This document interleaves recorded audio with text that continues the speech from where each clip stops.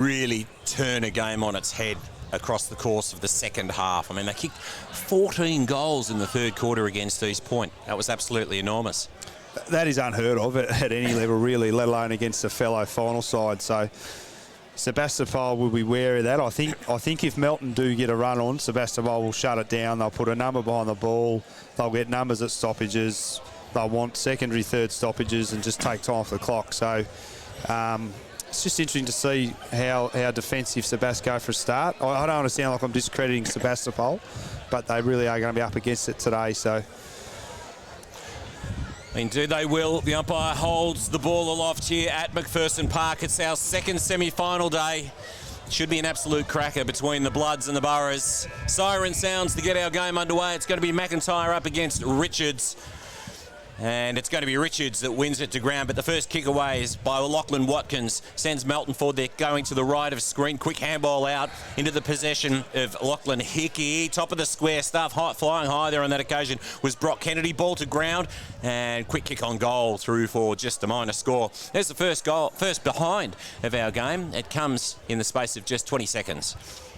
Ominous signs already there with a quick clearance down to Ryan Carter. Missed a shot on goal, but he's proving a handful already. He drew a crowd with that contest.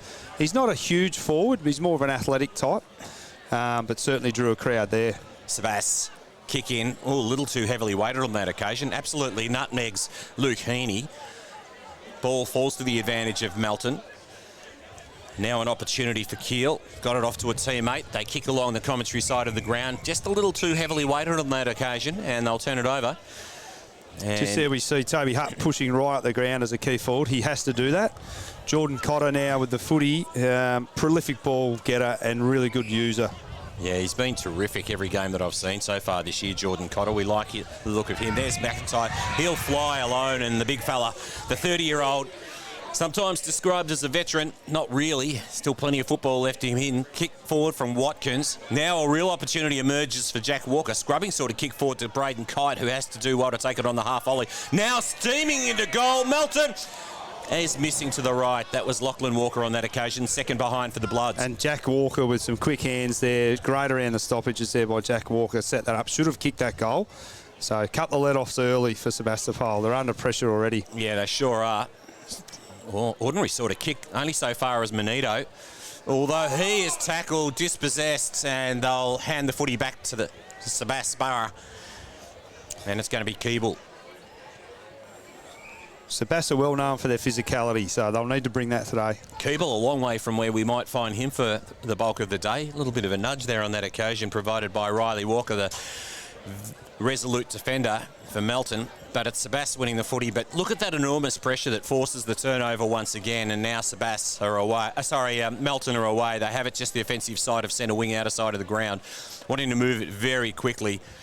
They use that side of the ground, and the kick towards Heaney has to try to take it on the half volley. Does so effectively. Gets the handball out, but only so far as his rival in Ben Hutt. And now Sebas can quickly do something, although they'll turn it over once again. So there's been multiple turnovers. Here's McIntyre, defensive side of centre circle. Kick towards half forward. Handball comes out to the advantage of Lachlan Walker. Little well-weighted kick, and Braden Kite marks 55 from home. He wants to move it on very quickly, sees the lead coming from the top of the square. Lockie Cassidy defensively does well for Sebas. Works it out wide, and Sebas will just be forced to slow it down. Chasing their first flag since 1975. They've obviously got a fair bit of work to do to snap that drought. And right now, there's a player a little wounded down back, but at the same time, Melton have been able to effect a turnover. Kick inside 50 from the Bloods. Carter the target. Ball fisted away. Fall of the ball favours Lachlan Hickey. The Bloods steaming into attack. Kick towards the left forward pocket. Good mark taken by Ryan Carter. Hard up against the boundary. You see Carter again. He only needs a metre or two. He's very athletic, and that was kicked to advantage. The backman couldn't actually do much there. Look, tough angle. This will take his best. He'll probably run around and snap this on the right. You can see already Melton's willingness. They want to play on, and they kick short. They honour the lead. Sebastopol's kicking. There's been 3 or 4 turnovers already under pressure. Melton have got more time. as he kicks it across the far side, out on the full. Tough kick. Yeah, so Sebastian will take that. It was always a tough kick. He's got enormous reach. I think both Carters have got, great wingspan. Reminds me of Hipwood from Brisbane, actually. Yeah. Very athletic. So Sebas called to play on. They'll come to the commentary side of the ground, but sitting underneath it and taking the mark's Jordan Kite. Copped a bit of a knock as he took the mark. Tempting fate there, the Sebas defender, with the looping delivery back to Jordan Kite. He kicks towards a really hot spot. Ball fisted away by Sebas. Ball at ground level now. All dispossessed there was Kyle Borg. Umpire calls play on. Lockie Cassidy right in the mix. Just throws himself around, and in fact he's thrown to the ground and receives an in-the-back free kick. Sebastopol do have numbers there, but Melton will have a spare behind the ball here. So this is Sebastopol. This has been there all the day. 4 or 5 times coming out back 50. There's just nowhere to go. Cassidy comes to the commentary side of the ground once again. McIntyre on full stretch, got a hand to it. Quick kick forward by Melton. Now steaming forward is Kyle Borg. Got a little scrubbing sort of awkward kick away. It's an awkward take, but booting it forward is Lachlan Hickey. A real up and under. Carter flies. Ball fisted away. Now at ground level.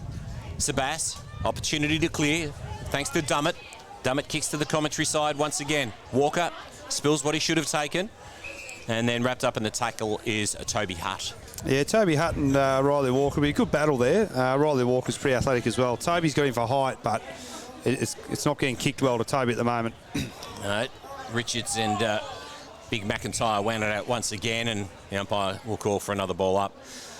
So, feeling one another out, not surprisingly. Yeah, there's been a fair few stoppages. Look, it's in the back half of Sebas. They've always got that number in the stoppage, but any kick, Melton are just mopping up. Sebastopol haven't had a forward 50 yet, so all on Melton's terms at the moment.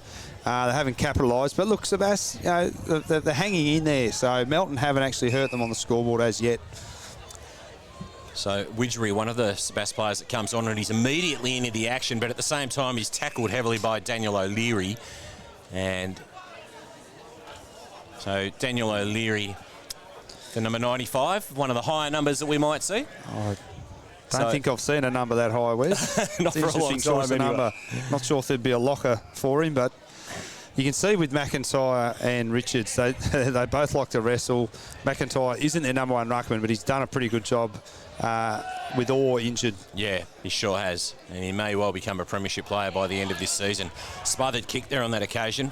Walker, his attempt to clear, and he's at the bottom of the pack as the umpire calls for another ball. Sebastopol won't mind this. Stoppages, using a bit of time on the clock while they're under pressure. Well, momentum flows, as we well know. Richards with the tap out there on that occasion. No clear advantage to his side. Running onto it, Jordan Kite, but overtaking him there was Bailey Medwell. Cassidy, looping handball. No great advantage to his team, though, because just the sheer congestion of players. Widgery tries to get a kick away. He's dispossessed. Well, bursting their way through the pack there on that occasion, the Bloods. Got the handball away, he says, but the umpire disagrees, and Kyle Borg's penalised. So an opportunity now for Widgery. Sends his side forward, fisted away by Jordan Kite. Good defensive work. Running onto it. Opportunity for Sebas. Taken to ground.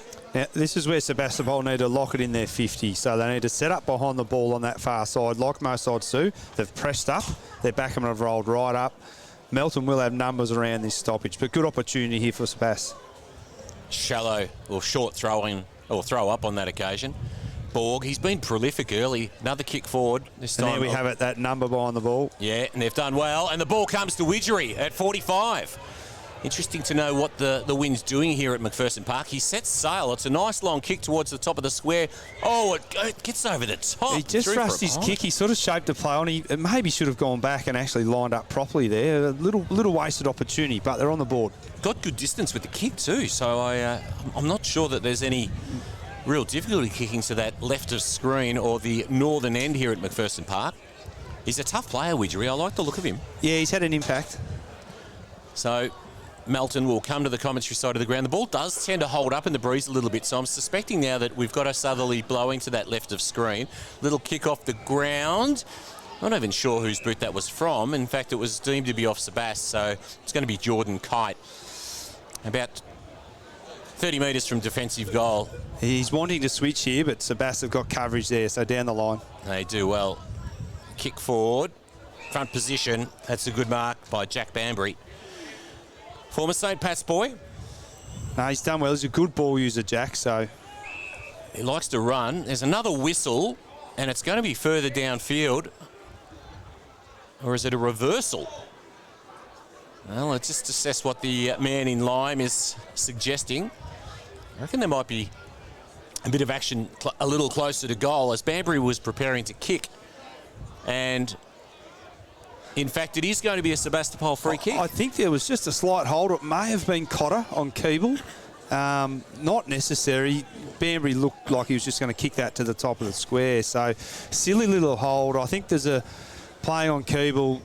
You're a bit nervous. He is a dangerous player. So that shows the mindset of the Melton defenders there. Very worried about Keeble. He needs to kick this. This would be against the flow. We're going to learn lots about the breeze with Keeble's kick on goal now. He's going to kick from about 25 metres out, just a slightish angle. Comes in now, kicks truly. Sebas have drawn first blood in our second semi-final.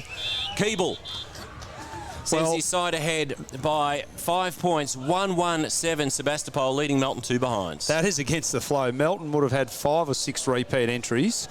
Bit of a stalemate. Sebas get a couple of entries and bang, a silly free kick for a hold. Timms would be absolutely livid with that from his player for holding like that. He didn't really negate Keeble, but it was technically there. And look, probably well umpired. I think now the backman, that won't happen again. We know Keeble loves a goal. He's a very good kick. He doesn't need a lot of the ball to have an impact on the match. McIntyre roves to his own tap, kicks his side forward. Awkward bouncing football. Banbury gets back. Handball. Succession of handballs from Sebas and unceremoniously dumped upon kicking the footy, and that's going to be a downfield penalty. You can see already the umpires are going to pay free kicks. Jai Harvey sends his side forward. Little heavily weighted Keeble taking the ground, pushing the back over the shoulder. Play onto advantage. Sebas have got a second. Well, momentum all of a sudden with Sebastopol. Bit of ill discipline across half back with a late bump. Again, not needed. Ball goes into forward 50 with some pace, and the Melton defender all in Keeble's back. Free kick was there. Play on, and O'Shea kicks the goal. So Michael Searle would be absolutely wrapped with this. They've had about 4 entries and kicked 2 goals, and 2 in the space of a minute. Melton, they actually need to settle again, get their hands on the footy, and maybe it's their turn to maybe slow the game down a bit and make Sebastopol defend. Well, O'Shea was quick to seize on the opportunity with the play onto advantage, wasn't he? He certainly was. I think Keeble would have liked to have kicked that himself, but I dare say he would have. It's a team game. Trying to burst through the pack there is the heavily wrapped Lachlan Watkins. Good defensive mark by the Borough. They'll have it. Oh, short option, turns it straight over to Liam Carter. Called the play on. Didn't travel the necessary distance. Here's Watkins. Sends it forward on the left.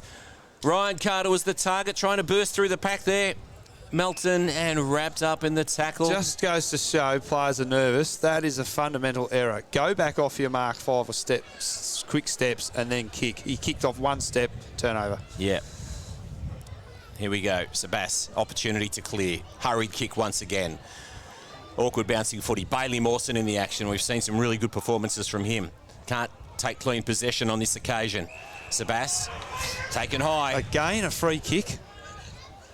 Umpires really just trying to straighten things up and make sure that the players are fully aware of the ramifications of their actions today. Melton, they've turned it over. Oh, and they just can't grab the handle. Sebastopol's pressure's lifted this last 3 or 4 minutes, and that's what's got them back into the game, and those free kicks have helped. But it's hard to give away a free kick when you are behind. So Sebastopol first of the ball the last few minutes. We saw pressure in the Sydney Swans Melbourne game last night, didn't we? That was what made the difference. Absolutely, finals would in. I think with Sebastopol, they rely on that pressure, that real emotional investment, and they've brought that. That's Cotter sending his side forward. It was good work by McIntyre that enabled Melton to go forward once again. Taking the ground was Heaney. Little attempted a kick off the ground. Sebas, it's a really solid, tough game, this one, and there's another downfield penalty applied. It's going to go the way of the Melton Boroughs just once need again. to adjust. Just a little bit silly. It's cost them 3 free kicks. Lockie Cassidy streams through the centre. Ball fisted away on that occasion. The target was Liam Stowe. Here's Walker. Sends his side forward. They'll have it on the outer wing here at McPherson Park. Coming in board now, using the central corridor. This is Hanley. Offloads to Manito. Manito sends it forward. Kite! Used his body beautifully and takes the mark. Look, Banbury, he just out of position there. Kite used his strength, but was kicked to his advantage. Not too much Banbury could do there. A young player. He's going to learn a lot playing on Kite today. It's a huge job. But if Sebastian are going to win, Banbury will need to try and contain Kite. Kite, proven goal kicker. He's their captain. Look for him to kick this and get around the boys, and they'll restart from here. This is just exactly what Melton will need to really spark something. They're in deficit by 11 points at the moment. Early doors, 14 minutes gone in our Ballarat Toyota match of the day. The second semi-final as part of our Carlton Draft Final Series. Braden Kite kicks and misses to the right. Oh, costly. Scoreboard pressure. They've kicked 3 behinds that are all very gettable and one out in the full. Now Bambers might have just reminded him of that miss there on that occasion. I saw Braden wasn't too happy. Absolutely. And here's Sebastian. They're going to use the commentary side of the ground once again. Cotter, front position, did really well. Stood tall under that footy. But equally so, Liam Stowe, good defensive work to see it over the line. Stood his ground. There's a little bit of spite in this game already. You'd expect that for a semi-final. Got to find that balance between playing hard. No one wants to get rubbed out and miss the grand final. No, the umpires are paying free kicks, so they do need to adjust both sides, particularly Melton. McIntyre wins it down, but only so far. Has Jai Harvey, who's wrapped up in the tackle, and the umpire will intervene again, a secondary stoppage. Sebastian will be happy with this. Melton are looking to get it out, move the ball quick, use the corridor. Richards works his opponent out of the contest there on that occasion, fists it forward at ground level, and we'll have another ball up. We're going to see a lot of this today, a little bit scrappy. Lots of numbers around the stoppages. Tackling from both sides is really good, so there'll be lots of repeat stoppages. McIntyre palms it down into the path of O'Leary, held without possession. Called to play on advantage. That was Cotter sending his side forward. Awkward bouncing football, and as a consequence turns it over. O'Shea, who equally turns it over. And now an opportunity for Kyle Bork. He runs on, sells a bit of candy, kicks towards the pocket. And, the Sebastian player drops the mark. And as a result, that opens the door for Hickey. And he sends it across the face of goal, and Lachlan Walker takes the mark. You can see Melton's willingness to honour their teammates' lead. Borg could have easily fired and had a shot there. He got around there. He was 40 out from goal. Didn't quite hit his mark. Again, it was centred. Now, he could have easily just had a shot from the pocket. So well coached and predictable to their teammates. Going to the right teammate in the right spot. So Melton, an opportunity to draw a little closer, and they've missed to the left on this occasion. Just into a slight breeze, but again, 25 metres out, relatively straight in front. You've got to be kicking that at this level. So Melton 4 behinds. They trail Sebastian 2-1-13. It's a 9-point ball game in our second semi-final in our Ballarat Toyota match of the day. Hope you're enjoying it. We've got another big one coming up tomorrow, so you must log on and have a look at that contest. This is Banbury clearing to the outer side of the ground. Pole position is with Melton, and the ball over the boundary line. You can see with Sebastian's kick in, Melton are allowing that easy kick to the pocket, but Sebastian, they're then looking to do the double switch and go back out the other side. So Melton are hemming them in. Sebastian haven't had a clean exit out of their back 50, really. They've had to work for absolutely every ounce of progress that they've made. McIntyre works his opponent away from the football once again, wins it to his team's advantage. Opportunity for Melton. Sending it forward is Lachlan Hickey. Reel up and under. How does the umpire adjudicate there? He's gone the way of Lockie Cassidy, the reigning Henderson medalist, who's missed a bit of footy this year too. He's had some 5 or 6 touches already today, so Melton will need to be aware of him. Oh, Sebastian's out and about now. They're streaming forward. There's plenty of open space in front. Oh, awkward sort of kick, and it's not a great kick at all. This is Blake Suter by hand. Offloads to a teammate. They'll just slow things down, and that was Brenton Payne who delivered beautifully. A wasted opportunity there by Sebastian. Poor kick. This is Lachlan Phillips. Short option. Walker has it between half-back and centre wing. Finds McIntyre, who's very mobile for a big man. I find he does a lot of work around the ground. Oh, his kick, he just didn't get back far enough behind the mark there on that occasion. No, that was what you spoke about earlier, Webby. And maybe, there should have been a runner. Get the handball received from the ruckman. It's like Max Gawn last night. We don't want him kicking short. But again, he didn't get off his mark. Everyone's got to understand their limitations and role in the side, don't they? But as I said, McIntyre certainly impresses me for his work around the ground, and we're going to have another ball up. He's been influential already. He's had a couple of clearances by hand. He's taken a couple of marks, so he's a workhorse. Yeah, I must say I haven't seen a lot of Orr, unfortunately, because of his injury, and I lament that fact. This is Suter. Heavy bump. Does well. Walker. That didn't travel the necessary distance. That was Jack Walker. That was an awkward sort of footy to take right in the middle of McPherson Park. Lockie Cassidy does well to extract that. Uses the outside of the boot, sends his side forward. It's got over the back, running onto an opportunity for Forbes. He's going to run out of tarmac. Look, I think with Cassidy, Melton need to put someone on in at the stoppage. You can't just let him run around. He's had 6 or 7 touches, influential, and Sebastopol get another opportunity inside 50. 2-1-13 plays, just the 4 behinds for Melton. Sebas kicking with the aid of the breeze. Shallow throw in once again. Cassidy just can't get onto that one, and we'll have another ball up. And Lockie Watkins has taken the initiative there. He's sitting on Cassidy, so 2 top players going head-to-head there, but Watkins with the arm across.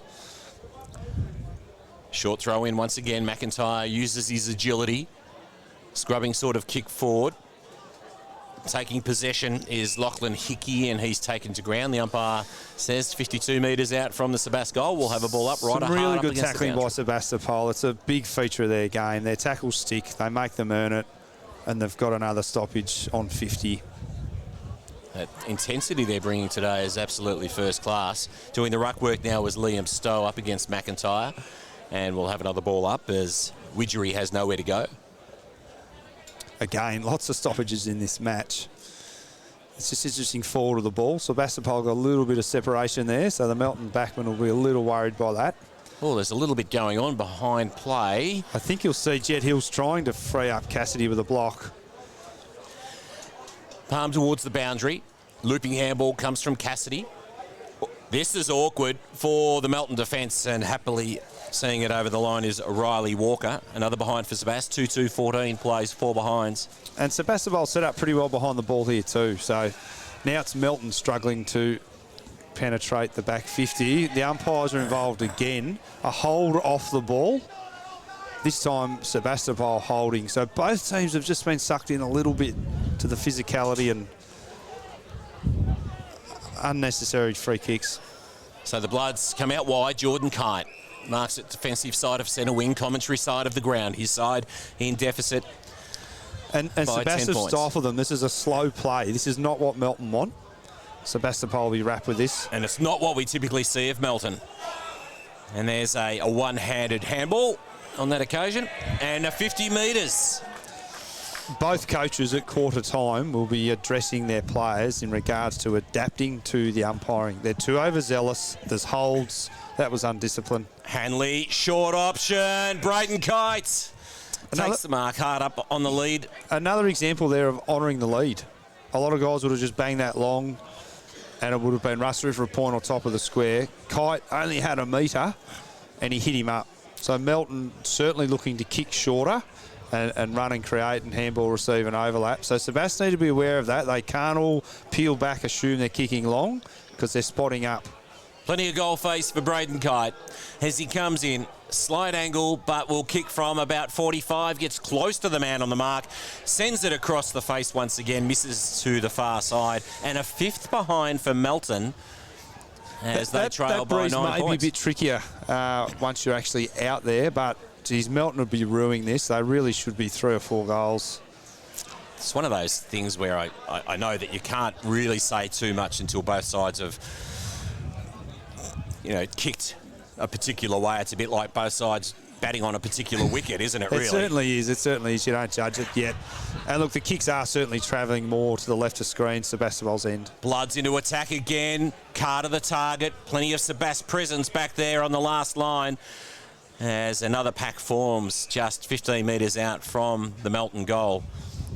They're in deficit by 9 points, the home side, the Bloods. I think reward for effort, Melton really do need to hit the scoreboard in this last 5 or 6 minutes. An opportunity for them at ground level. Running onto it. Was that a little attempted kick off the ground from Hanley? Taking possession and being worked over the line. The Bloods. It wouldn't concern Sebas if they didn't kick a goal, but if they can keep Melton goalless, they would absolutely take that at quarter time. So there's a big 5 minutes coming up here. This is Carter doing the right work inside 50 for the Bloods. Ping-ponging around. Hanley streams forward. Just falling short of the line. He did all the hard work and then just didn't quite connect like he would have liked, and we're going to have another ball up just a couple of metres out from the goal line. Hanley had hit that at pace. He was the only player really at pace. Work towards the line again. There's a rush behind. Maybe he could have used his left foot. Maybe he doesn't have one, but... Sixth behind for Melton, and they trail Sebastopol 2-2-14. It's an 8-point ball game in our second semi. Austin uses a short option and finds Hart. Has the man running shotgun, and now Cassidy streaming forward. He's got a man in space. Running onto it is Forbes, although there's plenty of Melton presence now. They move quickly into position. Here's Phillips. And now an opportunity for the Bloods to progress using the outer side of the ground. Melton. They've got a bit of open space now, which is what they've been craving all quarter. Carter takes a nice mark, just dropped a little short there into the breeze. He has it, 55 from home, gesticulates to the man forward, then goes to that left forward pocket, gets over the top. Sebas Banbury likes to run with the footy, now comes to the commentary side of the ground. It's a real one-on-one. Menito second in line, but it might favour him, although the ball bounces to the favour of Forbes. Forbes sends his side forward. That one gets over the top once again. Getting back is Riley Walker, wearing the sleeves. His scrubbing sort of kick forward, fortunately finds a man in a little bit of space. Now Suter sends it out wide.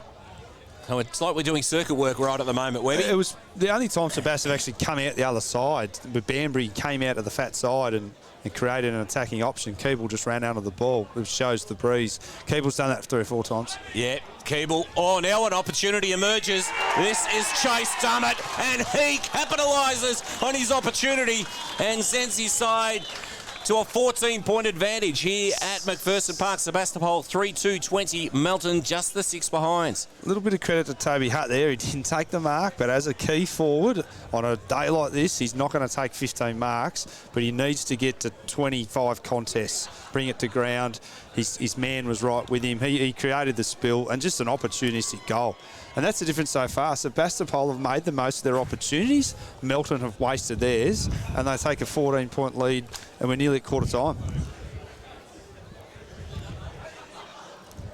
Well, I really do believe that Sebastopol is kicking with the advantage of a breeze. Oh, I think it's a 2 to 3 goal breeze. Look, in saying that, they've had their chances, but Sebastopol have just made the most of it. Some ill discipline again. Look, the message would be from the Melton coach here to stem the flow this last 2 or 3 minutes. But it's Sebastopol entering forward 50 again. Ugly kick. They just can't afford any more damage. Oh, Keeble goes to ground at a crucial moment. But Sebas with an opportunity. They win it back. Here's Medwell. He goes to ground too. He copped a... Well, that was Riley Walker copping a bit of a knock, and we're ultimately going to have a ball up some 20 metres out. And Sebas have rolled up here again. They want to lock this in. Melton will have the number here. They probably do need someone back on the goal line here playing that goalkeeper role. You do. It seems like a pretty reasonable request that we might have someone go back there, but ultimately the ball is over the boundary line, just 15 metres around. And look, the Sebastopol players just need to be on the move here. Make the Melton players defend.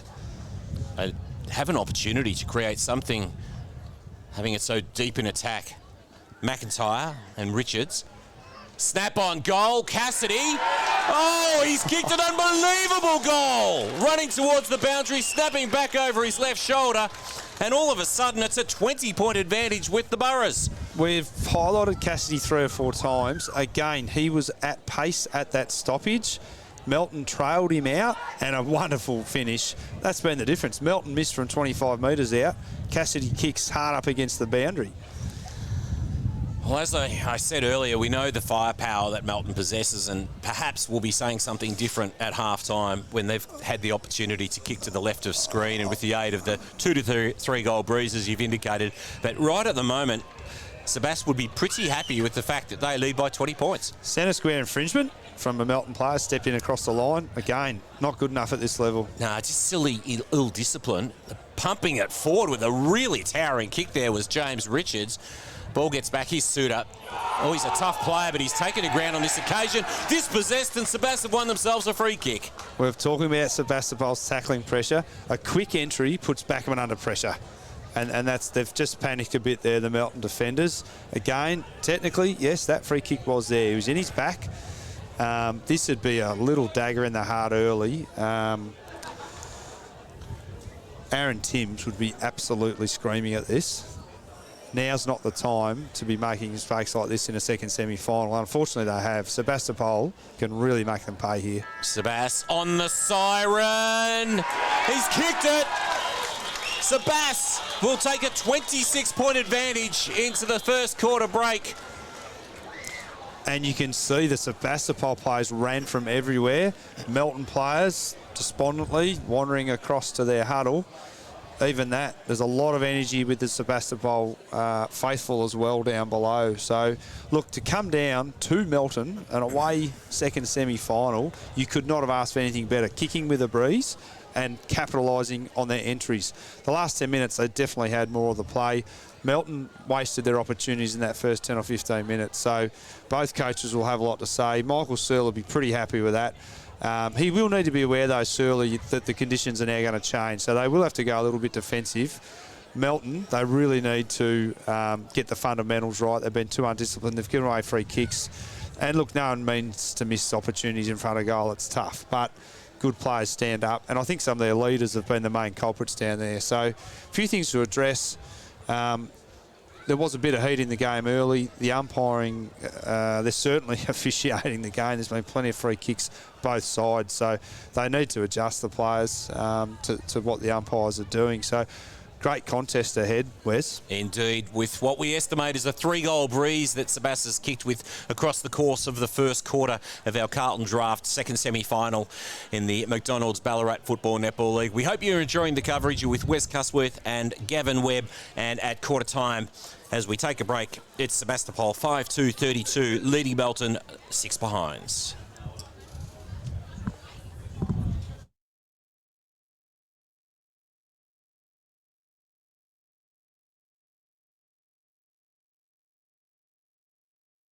As proud sponsors of the Ballarat Football Netball League, we love supporting local. And love community sport, and we encourage everyone to get out there, support your local football and netball league, and of course, support local business.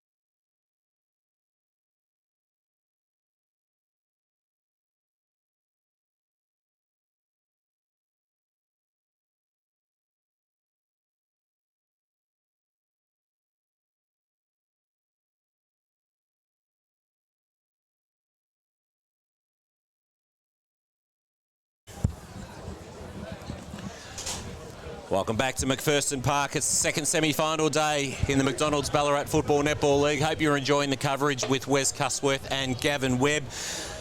Goals to Keeble, O'Shea, Dummett, Cassidy and Medwell, and all of a sudden Sebastopol lead by 26 points at quarter time. They did kick with the aid of the breeze across the course of that first quarter, and it will be enormously interesting, Gavin, to see as to whether or not Melton can respond as we anticipate they will. We know they have enormous firepower when they go forward. Yes, Melton really do need to take this opportunity, because assuming this breeze stays like this next quarter, they'll be kicking into it. So Melton really need to come out firing. Here we are, second quarter action underway. McIntyre palms it down, but it's crumbed by the Burrows. Oh, stealing away there and pumping his side forward was Jack Walker, getting it into attack very quickly indeed. That's going to be Banbury. Boots to the outer side of the ground, puts it into the path of O'Shea, but also into the path of Lachlan Walker. Breaks down a little for Melton. That just opens the door for Sebastian Cummin to form the pack over the Sharon, and we'll have a ball up. Yeah, just what Melton wanted. Quick entry, and they need to try and lock it in. Uncharacteristic fumble there, though. They normally pick their way forward. Is it a matter of just getting it inside 50 hurriedly? I think at times that might be needed. Put their backman under pressure. This breeze, the ball's going to carry 55, 60. Sure is, and Melton's got another opportunity. They go inside. Carter's the target, but drifting across courageously is Ben Hutt. And this slow play here with Ben Hutt, they'll be instructed to do this just to take some time off the clock. Yeah. Goes boundary side. The target was Keel. He runs out of space. And again, wide, out of bounds. Michael Searle will be happy with that. Yeah. Just obviously control the footy. Just don't let Melton get their hands on it, in effect. McIntyre, Richards, no decisive winner. McIntyre working hard. I love to see a big man work below knee level, trying to extract his Melton. His follow-up work's been pretty good. He's sort of like that fifth midfielder for that next 5 or 10 seconds. So he's not afraid to follow up and tackle and handball, which is what you want from your ruckman. Yeah, absolutely. Goes at it again with Richards. Bobbles around, a little bit of volleyball happening there on that occasion. Taking possession, but being immediately wrapped up was Lachlan Walker, and we'll have another ball up. I think we're going to have lots of stoppages this quarter. Surly will be happy with this. Forward ball, though, Melton. It is one-on-one. I thought Sebastian may have sort of rolled one back. Melton will be pleased with that. There's still space there to move. Fisted away by Richards, but crumb by the Bloods. Cotter had his kick smothered. Opportunity now as Cassidy takes it, pumps his side forward on full stretch. Good work, Sebastopol. Toby Hutt lead up forward. Yeah, it's good to see. Kicks towards the pocket. Keeble takes the mark, going to his knees. Extremely tough shot from here, but good kick from Toby Hutt. You'll see it with the AFL sides now. They'll attack to the pocket. They don't want to attack to the middle part of the ground where it's a turnover zone and Melton can run it. So whether or not Surly has instructed his players to attack like that, or it was just where Keeble was. But look, he'll have a shot. This would take his absolute best with that breeze. And this would be an absolute early dagger for Melton if Keeble was to nail this one. This would be worth 2 goals if he can kick this. Well, Keeble comes in now. He's hard up against the boundary. It is a mighty task. He sets sail. It's, in fact, across the face. Oh, grabbed high. And that's the way the umpire deems it. Free kick goes the way of Chase Dummett. Bit of a coach killer. That had to get through from the Melton defender's point of view. Sebastopol to keep that in. Again, silly free kick. Absolutely was there. Got him high. He'll look to check side this, I would have thought, unless he can kick on his left foot. But let's watch Jordan Kite, the speed with which he gets in to try to smother Chase Dummett's kick. Will be extraordinary. Dummett comes in. It's right across the face. I thought we were going to have another Tom Lynch incident there, but that was definitely across the face. I might have had to have gone to the arc. But it's in fact touched over the boundary line, so it's a boundary throw in right alongside the Sebas scoring zone. Ball drifts in the breeze, fisted away by McIntyre, and probably right now happy to find the refuge of the boundary once again. Sebastopol calling for a free kick there, just thumping it out of bounds like that, but I don't think at this level they're going to pay that. Would be a touch controversial. 26 points the advantage with Sebastopol, chasing their first flag since 1975. Opportunity for Hickey. Bootsy side forward. Awkward bouncing football there on that occasion for Carter. That was a tough one to take. Here's Heaney. Heaney's taken to ground. Dispossessed. Burra come back through them towards the corridor. That's Medwell. Sends his side forward. Sebastopol's kicking efficiency has improved since early in the game, and that's been a big part of their ability to hit the scoreboard as well. Yeah, indeed. Bailey Veal was the target there on that occasion. Ball fisted away by the Melton defence, goes to ground and will have a ball up 50 metres out from the scoring zone.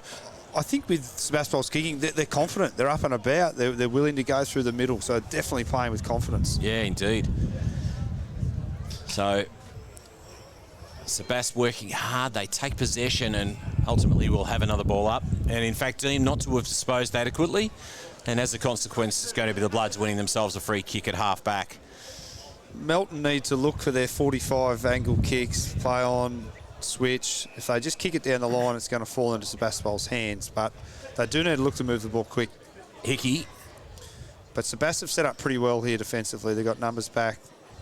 O'Shea stands the mark. Hickey kicks long towards the wing. Going at it, one hand was Carter. Might have been trying to fend off his rival there on that occasion. The ball over the boundary line on true centre wing. Well, again, we're 6 minutes in. Melton haven't kicked a goal. Michael Searle will be very happy with this. So this is what's working for Sebast. It's just whether they can maintain it for another 20 or so minutes. 5-2-32 plays, 6 behinds. Ball drifts in the breeze once again, fisted away by Richards. And once again, the ball over the boundary line. So lots of stoppages to begin our second quarter in our Ballarat Toyota match of the day. Hope you're enjoying the coverage. Don't forget, we've got another big one coming up tomorrow. Hope you can tune in. Should be an absolute cracker between Ballarat and Darley. Richards palms it down. Sebast will go inside 50 once again. Hutt was there, but it's taken away by Melton. Did he get a kick away? Umpire was satisfied. Medwell got it off to O'Shea. Scrubbing sort of kick forward. Hutt was able to shuffle it along. Taken by Keeble. Looping handball over the top. Here's O'Leary. Just thumps it very long. Drifting back with the flight of the football was Banbury. Good courage shown by the young fella. Just that long blasting kick, it just doesn't work. They need to be a bit smarter, Melton, with their ball use. Medwell kicked the goal on the first quarter siren, gave his side a 26-point advantage. Neither side has progressed across the course of the first 7 minutes of this second quarter. Sitting underneath it was Braden Kite, had the ball fisted away. Now an opportunity emerges for Melton. Quick release handball comes from Hickey. What can they do? The Bloods have to look for the refuge of the line, and I suppose just to prevent conceding possession there on that occasion. Just there, Heaney just referred pressure. Actually had a metre, but that is the pressure Sebastopol are applying. So Melton, a little bit concerned. Both sides have just rotated. First time the ball's been on this side of the ground, so multiple changes. McIntyre front position. Had a Sebast player in his pathway there on that occasion, but it was, of course, just a touch shallow, the throw-in. The umpires are having to contend with pretty blustery conditions here at McPherson Park. And McIntyre wins it down, this time to O'Leary. Throws it on the boot. Sends his side forward. Moneto couldn't take possession. Quick hands from Braden Kite. Now an opportunity. Hickey sends his side forward. Top of the square stuff. Carter. O'Shea, happy to see the ball over the line for a behind. There's our first score of the second quarter. Braden Kite, elite hands there, nearly set up a goal, and that's how dangerous he can be. O'Shea's kick, and the wind catches it and takes it over the line, right into the Melton box. Just shows how tough that breeze is. Just took that kick 5 or so metres wide. Hickey, lovely, sweet connection with the left, flying high. Here's O'Leary. Oh, he just missed his target there on that occasion. It was Kite that was running shotgun. Putting his head over the football there was Lachlan Watkins, but it was Sebast taking the footy away. Number of players fly. McIntyre, front and square, which is an uncustomary position for him. Here's Cotter. Suter. So Suter uses the stand rule effectively. Carter on the lead. That's the sort of football that we typically see from Melton, and it's come at the 9-minute mark of the second quarter. credit to Jordan Cotter there. He didn't panic and just blast away. A lot of players would have just banged that inside 50. He looked laterally, he hit up 20 metres, opens up the fat side, and Carter takes a pretty good mark with his arms outstretched. Well, now, this is an understatement, Wes, but they need this goal for their morale, for scoreboard pressure, and just to put a bit of doubt back in Sebastopol's mind. So I was going to say exactly the same thing, Gavin. I was just going to say you just cannot underestimate the importance of this shot on goal from Carter. He comes in now. He passes over the 50-metre mark. The shot on goal is gun barrel straight, and the Bloods have got their first of the second semi. 1-7-13 Melton, but they trail Sebastopol 5-2-32. It comes at the 9.5-minute mark of our second quarter. Still plenty of time to come in this second term, but they are going to need to make the most of their breeze advantage. Yeah, well, 9 minutes in their first major. Again, Sebastian, probably take that at quarter time. Will this open up a small window with the floodgates and they can bang on 2 or 3 in the next 6 or 7 minutes? Be interesting to see how defensive Sebast go here, but Melton really need the next as well. They sure do. Has the ball back in the middle, and quick kick forward comes from Sebastopol. Awkward bouncing football once again. Oh, might have been grabbed high there on that occasion. How does the umpire adjudicate? Just on the wrong side of the contest there, in fairness to the umpire. Yeah, he would have been able to pay that. Another stoppage though, but some physicality from Melton, so they've lifted their intensity. Sure have, as I think McIntyre's rucked all game for the Bloods, barring the 50-metre entries. That was Jordan Kite. Trying to burst through the pack there was Jed Hill. He is held up, and we'll have a ball up between centre wing and half forward. Sebast just into attack as we tick over the 10-minute mark of our second quarter. McIntyre palms it down. Comes out the back of the pack. Here's Cassidy. Throws it on the boot. Reel up and under. That's a really, really tough one to take for Adam Forbes. And now they're away. Kyle Borg sends Melton into attack once again. It's a one-on-one. Carter front position. Wins his way to the football. Gets the handball out. Oh, the umpire says he didn't. Kyle Borg, brilliant there, and it was a good kick, but again, 2-on-1. Carter, I thought he actually got that out, but the umpires are paying them today. Yes. Oh, that's a tricky sort of kick, and that's a good piece of defensive work there on that occasion by Melton, and they win it back. They effect the turnover, and this is Braden Kite. He's 55 from home, and we know he's a cracking kick of the football, and I think he's going back with a fair intent. I think he needs to, and it was a poor defensive kick by Sebastopol. Go wide, go long, kick to grass. He's just kicked it 20 metres in the middle of the ground. Braden Kite sets sail for home. It's a lovely long kick. It goes the journey. Wow, inspirational goal from the skipper. That's precisely what the Bloods require. They've got their second. It comes just a few minutes after their first. They move along to 2-7-19, and now they trail by 13 points. Sebast lead at 5-2-32. Well, brilliant kick by Braden Kite, and that's what he's capable of. He's banged that from outside 50. You called it, Wes. He took responsibility. He knew his capabilities and he delivered. But again, poor error by Sebastopol. Play the percentages. Go long, wide, get it out of bounds. Turn over in the middle of the ground, open up that opportunity. Yeah, really costly stuff for Sebastopol. 32 plays 19, cracking contest. Our Ballarat Toyota match of the day. It's the second semi-final in our Carlton Draft final series, and we're going to have another ball up in the middle of McPherson Park. Just a bit of momentum with Melton now. Their energy, their voice, their pointing directions. You can just see Sebast now on the back foot. That was a real team lifter. It was very evident that Melton really got around Braden Kite after that last kick on goal. Blood's taken to ground, deemed to be a dangerous tackle there, I suspect. Jack Walker will be the recipient of the free kick. Quick release handball. Bailey Mawson sends his side inside 50. Carter once again to target. Ball misses the contest. Sweeping handball comes from Liam Stowe. One way, then the other, Riley O'Keefe. Sending the ball forward was Jordan Crone, but a little wide there on that occasion. Perhaps just slung as he tried to get his kick away. Now inside 50 for Melton. There's a lot of players around the contest there. No clear marking opportunities.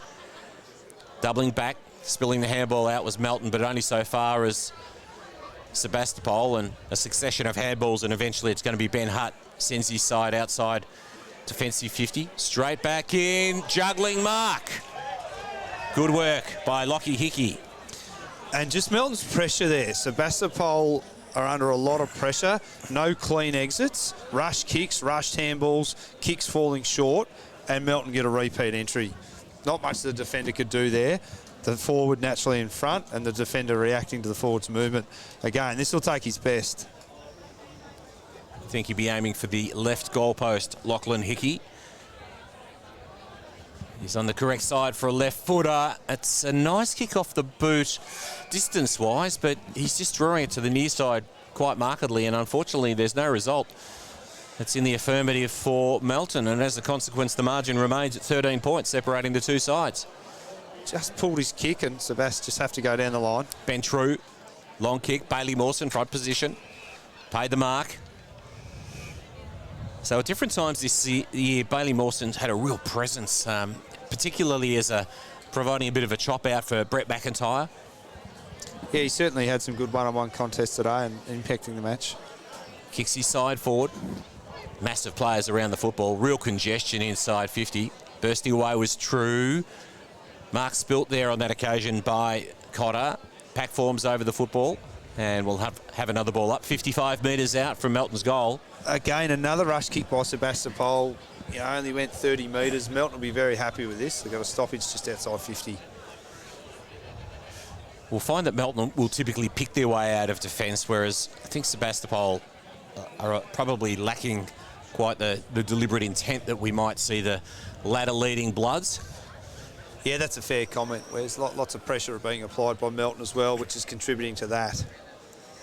And once again, the congestion around the footy will call for a ball up. I'm just surprised here, though. Forward of the footy, it's one-on-one. There actually is a little bit of space, so... Can Sebas get it out of their defensive half? Equally so can Melton respond with yet another goal and draw themselves closer. I know there's lots of numbers around the stoppage, but I just sort of mid from Sebas may just roll back 35, 40 metres behind the play. Big leap on that occasion. Sebas are away through Jed Hill. Oh, off to O'Shea, comes back to Hill, has his kick smothered.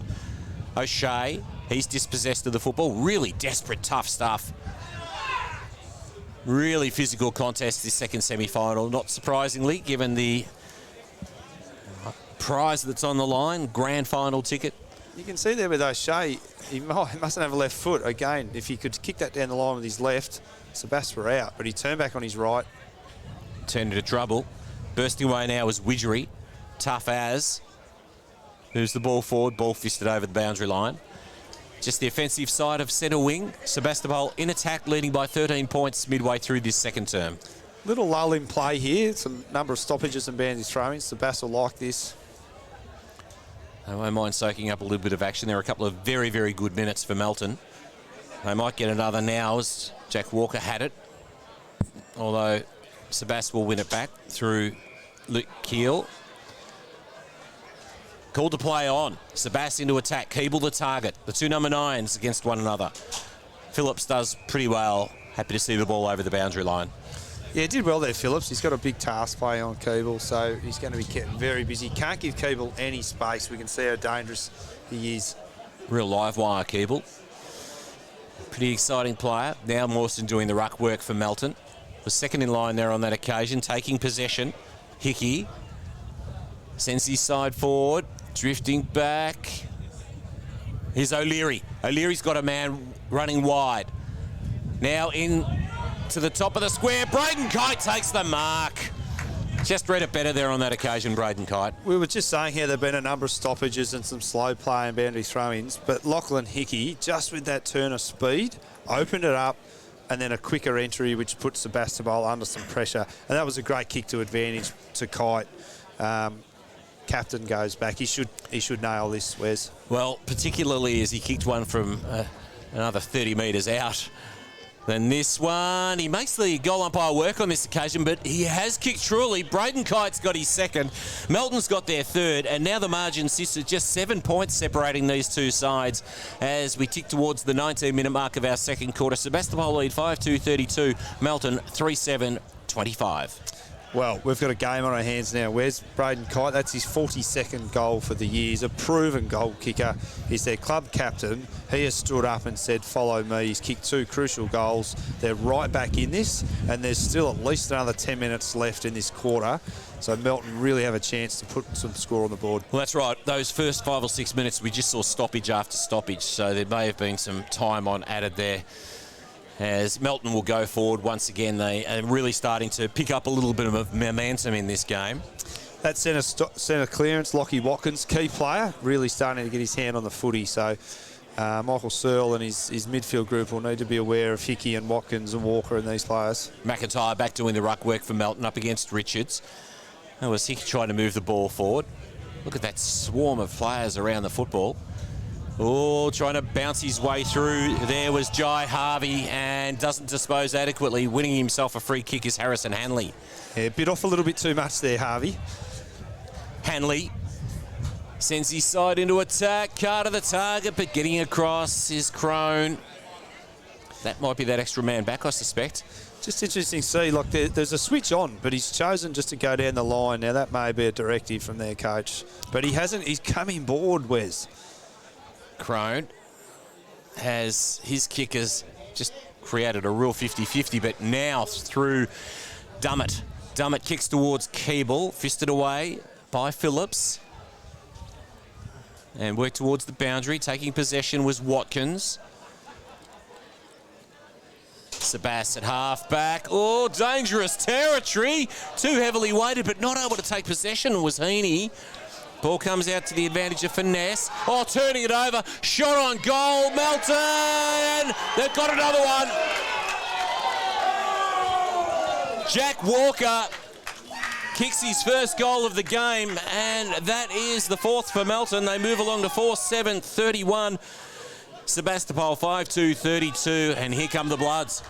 Look, there's again a costly error by Sebas, kicking across the face of goal. Tried to bullet, across half-back into the turnover zone, and Melton have made them pay. Michael Searle will be tearing his hair out at that. All he needed to do there was go boundary side, get it long and wide and out of bounds. He's gone in board for no real reason, trying to pick off more than he could do, and it's a goal. Yeah, living up to expectations this contest. It's a 1-point ball game. 32 plays, 31. 21 and a half minutes gone in this second quarter of our Ballarat Toyota match of the day. The second semi, a mighty big prize on the line. It's entry into the 2022 McDonald's Ballarat Football Netball League Grand Final in a fortnight's time. Sebastopol still not opting to put a man back. I certainly would, Wes, but Searle's backing his defenders and mids. We've seen often Melton play very, very big halves across the course of this season, so Sebast would be really hoping to pull one back. Mark spilt there on that occasion by Forbes. A bit of a Hail Mary handball there on that occasion by Sebastopol. McIntyre throws it on the boot. Now there's a bit of room in which to move. It's Carter up against O'Keefe. O'Keefe works it out, but only so far as Walker kicked that last goal. Watkins gets his kick away and unceremoniously dumped. It's called downfield. Now Melton into attack. Carter on the lead. Yeah, Lockie Watkins, again, technically, the free kick was there down the field. There was no need for that bump. Lockie Watkins starting to get his hand on the ball. Carter, he's got long arms, and they were outstretched, and it was a beautifully weighted kick as both sides swing the changes with rotations while there's a shot at goal. Again, just free kicks. I don't know why both sides still, these late bumps, these silly holds in the back. Both sides are just so overzealous, I suppose. Ryan Carter, an opportunity to give his side the lead for the first time today. He comes in. He kicks truly. He's got his second, and the Bloods lead it by 5 points. 5-7-37. Sebastopol 5-2-32. The Boroughs yet to score in this second term. I think, and it's the key players of Melton that have got them back into this. So Lockie Watkins, Braden Kite, Ryan Carter, Lockie Hickey, Cole Borg, there's more run and carry. Their key players have stood up. That's great leadership. How does Sebastopol react? There's still 5-6 minutes left. Sebastopol, I'm looking for their leaders, Keel, Cassidy, these guys, Keeble, to really step up, show some leadership and just slow this game down. Cracking contest in the second semi-final. No real surprise, two quality sides. Oh, Melton were always going to come back, and with this breeze, it may have actually even picked up a little bit too, Wes. So Melton, they've made the most of it, and there's still more to come, I think. Kevin Sheedy's taken the windsock down. It's hard to adjudicate as to how strong the breeze is. Here's an opportunity for Watkins, although taken away by O'Shea. Suda, front position, went to ground. Walker throws it on the boot, reel up and under. Just deceiving a couple of players there, the flight of the football. Weaving his way through traffic was Hill. Set sail for the half-forward flank. The lead came from Sebastopol. Oh, nice work by O'Shea. Although then he was grabbed and dispossessed of the football. Jordan Kite. Pack forms. And we will have the umpire intervene. A little bit of pressure there, Melton were under, but again, they were fierce in the air and at ground level to get this stoppage. So credit to Melton defenders there. There's O'Leary, takes possession, and he's taken possession of by Sebastopol opponent in Luke Keel. Now, Ben True is loose behind the ball here, about 50 metres, so maybe the message has gone out to push the number back. No more damage this quarter. Maybe that's what they're looking for. Diving mark taken by Matt Austin. Did very well. He's normally a really good ball user, Matt Austin. And Matty Austin has a short option on, too heavily weighted. Marked by Kite. Played a handful of matches for the Brisbane Lions years ago and played a bit of footy at North Ballarat, so key player for Sebastopol. Yeah, bit of an up and under kick. Hickey had an opportunity, or not able to grab possession was Hill. There's Braden Kite at ground level. Yeah. And the umpire satisfied that the ball was held in. Hill he took off. He had it, but little wasted opportunity there by Hill. He can be a dangerous player. I think some of the level of excitement for some of the players is making them sometimes act a little indiscriminately. Cassidy streams forward, off to Dummett. Dummett with a shot on goal. Awkward sort of kick, falls short. Taken by Melton, and now they can hurt them on the turnover because this is Brock Kennedy, although he turns the footy over. Taken by Banbury, streams forward, Keeble the target. Had first hands, Walker did well, clears it to the outer side of the ground. He's got a teammate there in Heaney. Heaney throws it on the boot. A real up and under. Bailey Mawson front position. Was there a little bit of a nudge? Umpire indicated the wrong way. Just had me deceived there for a brief moment. That was a late call, but he's gone the wrong way. But that was Hutt who took that mark, so he's a long way from goal. Maybe he's gone back. Yeah, so Mawson getting across was O'Keefe. Happy to find the refuge of the boundary line. The intensity's lifted, both sides, just this last few minutes. So some class from Cassidy there at a stoppage, and then Melton through the middle of the ground. So still a lot to play out in this last 2 or 3 vital minutes of the first half. I would be happy to see a grand final of this intensity in a fortnight's time. Whoever may be the rivals in that big occasion. Throwing it on the boot was Austin. Oh, that's gone a long way over the boundary line and set someone to task retrieving the Sharon. That's out to Toowoomba Vale Road, Wes. So this will give a chance for Sebast to actually number off here and pair off and get one back. But it's going to be kicked into a dangerous spot. So Kyle Borg squares it up to the corridor. Carried a little further than I suspect the Sebastopol defenders thought there on that occasion, although they did have very good representation back there. Here's Benito. He's taken to ground, and we'll have a ball up right on 50 with Melton in attack and leading by 5 points. Strong tackle by Luke Keel. He's a very tough competitor. They'll be looking for him in the second half to continue in that vein. McIntyre tries to thrust Richards out of the way. Benito is in the action once again. Cassidy gets the handball out to Dummett, throws it on the right. Ball floats. Really held up in the air there on that occasion. That was Jordan Kite. Dummett in the action too. Jordan Kite gets another opportunity. Uses the outside of the boot. Carter's there. Both Carters are there. Taken by Ryan. He's taken to ground and the ball will be thrown up just 20 metres out from the Melton scoring zone. Sebastopol haven't had any quick exits from their defensive 50, so Melton have fought hard to keep it in. They've done very well. Massive players around. Quick shot on goal came from Watkins, and it is a minor score, and so Melton 5-8-38, leading now by one straight kick. Sebastopol 5-2-32, still not having scored in this second term. Sebastopol will be looking to take some time off the clock, but a couple of poor kicks.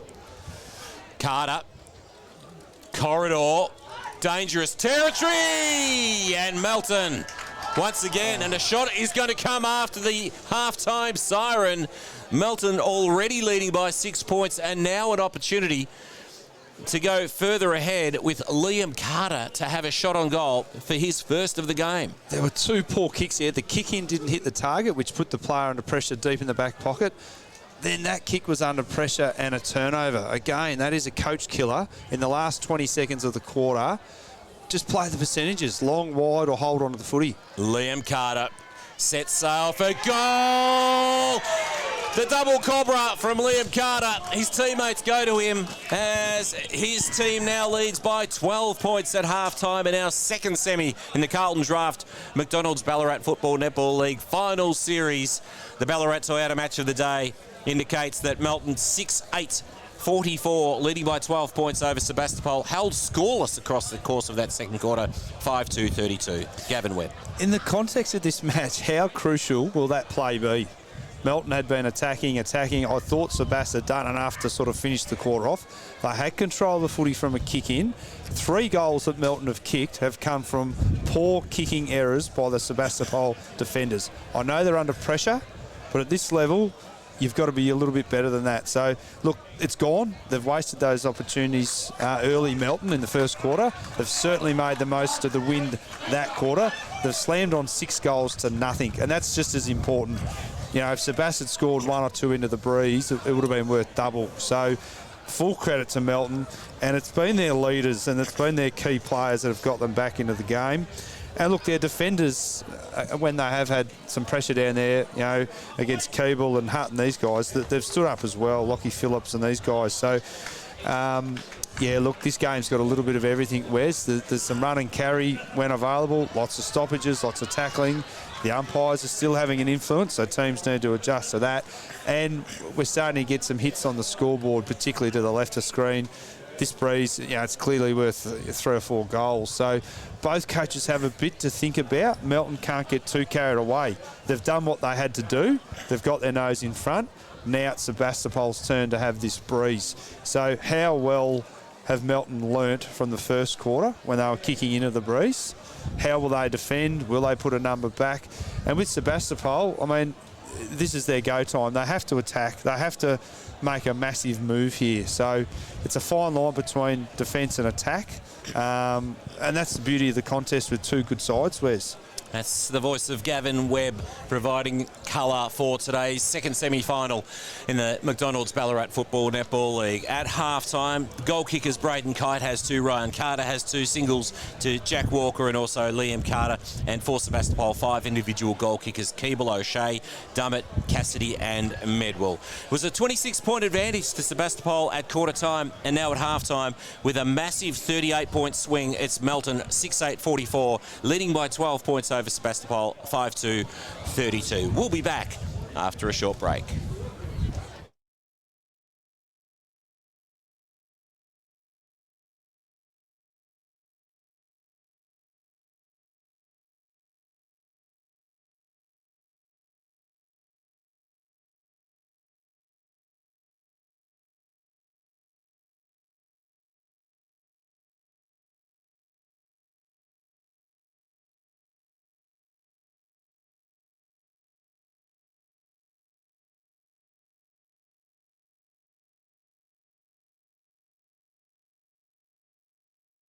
As proud sponsors of the Ballarat Football Netball League, we love supporting local. And love community sport, and we encourage everyone to get out there, support your local football and netball league, and of course, support local business.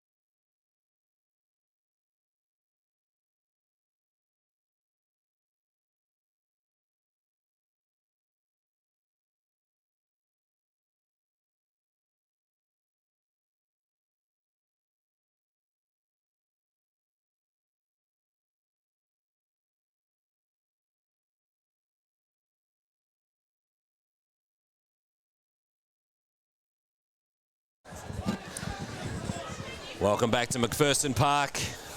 It's part of the Carlton Draft, McDonald's Ballarat Football Netball League season. It's our Ballarat Toyota match of the day, and it's an absolute cracker. 6-8-44. That's Melton leading Sebastopol. Held scoreless in that second quarter, 5-2-32. Here with Wes Cusworth and also Gavin Webb providing special comments today. And, well, what a way to start for you, Webby. Witnessing an opportunity like this. Yeah, it's been a ripper. It's had a little bit of everything. So certainly a lot of feeling in the match. This wind obviously is playing a part. Sebastopol have the win this quarter. They really do need to put some scoreboard pressure on here. They need to kick 5 or 6 and have a lead. It'd be interesting to see how defensive Melton go. In saying that, you know, Melton have been the heaviest scoring side all year. They'll still back themselves. They had opportunities into the breeze in the first quarter. So I think Melton initially will still, you know, attack. If Sebastopol hit the scoreboard early, they may go defensive. But Sebastopol do need to take some risks, but they've got to be calculated risks. They can't just go inboard, you know, too quick and all that sort of thing. So here we go, Wes. Second half action from McPherson Park, as it is Richards winning it down to the advantage of a teammate and streaming away as Keel pumps it inside 50. Oh, the target there went through the hands of Toby Hutt. Might have just been a little timely knock on that occasion by the Melton defence. Now the Bloods can turn things around and kick to the outer side of the ground, centre wing. Carter's out there, but it's taken by Sebastopol. Heads back towards Hutt, and the ball over the boundary line. Now, you did get down there at ground level. Tell us a little bit about the wind conditions. Oh, certainly it has picked up. It's actually cooled off a little bit too. So definitely a 3-4 goal breeze to the left of screen. Yeah, we'll watch with interest to see whether or not Sebastopol can use that. Taking it out of the ruck was Richards. Couldn't get a clean kick away. Trying to burst through was Keeble. Dispossessed of the football. Burying his head there on that occasion was Jack Walker, and he's wrapped up in the tackle. We'll have a ball Just up. that first play, Toby Hutt, there may have been a free kick, but he played for the free kick and then he stood and complained to the umpire. You can't do that. Get on with the game, Toby. Follow up. Yeah, good advice. Webby's been there, coaching in the Ballarat Football Netball League. 45 metres out from the Sebastopol goal. Watkins is in there. Quick kick comes out. Look at that one hold up in the breeze. Drifting across, almost taking a good mark there was Jordan Crone, not paid by the umpire. Here's O'Shea. Sends it out towards the Hutt direction. Has to take it on the first bounce one way, then the other. Does he evade the tackle? He gets a handball away. Now Sebas, an opportunity. Can't gather clean possession. Ducking and weaving is Jordan Cotter. And he's taken the ground, didn't dispose adequately, and Jordan Cotter looks to be holding his head, but he's coughed up a free kick, and it's going to be O'Shea, the recipient. Sebas have certainly come out with some intent and some aggression. No doubt Surley has certainly had a word with his troops, and they've come out all guns blazing. So Melton under a little bit of pressure already. Again, in the context of this match, this kick is huge. He kicks this, there's momentum, there's voice, there's energy, and Melton start to, drop their head and sort of think, geez, here we go, it's going to be a long quarter. So, Sebastopol goes out saying this just has to be kicked. O'Shea, 45-degree angle, will kick from 40 metres out, set sail, misses to the near side, just the one behind. Sebas's first score since the first quarter siren to end that first term. They move along to 5-3-33. They trail by 11 points. It's Melton 6-8-44. And the way Melton look to bring the ball in will tell us a little bit about how they're going to approach the quarter. So Payne, he's just gone long and wide to McIntyre, who takes a really good mark. Strong stuff from McIntyre. Now Watkins, heavily bandaged, looks like a mummy. Short option finds Hickey. It's just defensive fight of centre wing. Melton have learnt when McIntyre takes a mark, get around him, get a handball receive. Sends it forward to Carter. Went at it with one hand. Takes possession. Quick offload to Hanley. Now Ryan Carter sends it towards the goal square. The foot races on. Ball. Can he take clean possession? Could have been held. That's what the Melton crowd's screaming for. Sebas get numbers back. They hold it up and they cause a stoppage, and Kyle Borg was almost away. That's not where you want to be as a defender. Borg running to goal. He had goal side, so Sebas did well to hold him up there. They sure did. Carter doing the ruck work inside 50. Watkins runs onto it. Can he get a kick away? He has been penalised. I liken Borg to a Charlie Cameron from Brisbane. You've got to be goal side, so they did well there, Sebas. Cassidy pumps it long from the last line. Sebas fly, they eventually get a kick away. Back of the pack. Walker, overshoots the handball. Puts a teammate in Lachlan Phillips under enormous pressure. Walker gets back, could have copped a high one. Yes, he did. Geez, he's lucky there. He coughed up a handball. Two Sebastopol players flew there. Walker stayed down, so they didn't need two up. That's why Walker came out with the ball. Walker comes to the commentary side of the ground. McIntyre the target. Sebas defenders fly high. Happy to find the refuge of the boundary line. Even there, three Sebas players flew, not needed. Back your teammate who's in the right position. You play your role. Lucky the boundary was there, but Sebas got to be better in the air. More communication, more awareness. Right between the interchange gates. Boundary umpire throws it in. You can see the way the Breeze took that one. Now at ground level. Nice work. Cassidy spins his way out of trouble. Widgery taken to ground. Watkins throws it on the boot. Awkward bouncing footy. Oh, nicely cut off there by the Bloods. Quick kick forward comes from Hickey. Awkward. Banbury. And he sees it over the boundary line, 55 metres around from the Melton scoring zone. It is the Bloods in the ascendancy by 11 points, 5 minutes into the third quarter. I said Sebas had come out well. Melton have just responded. The last 2 or 3 minutes, Melton's intensity has been terrific. It's a work rate thing as much as anything. Kick off the ground. Good work by Jack Walker. Taken by Sebas. Sending it towards the commentary side of the ground. Nice mark, Jordan Cotter. Second in line, reached over the top and took a good mark. He'll look to go down the line here. And he does so.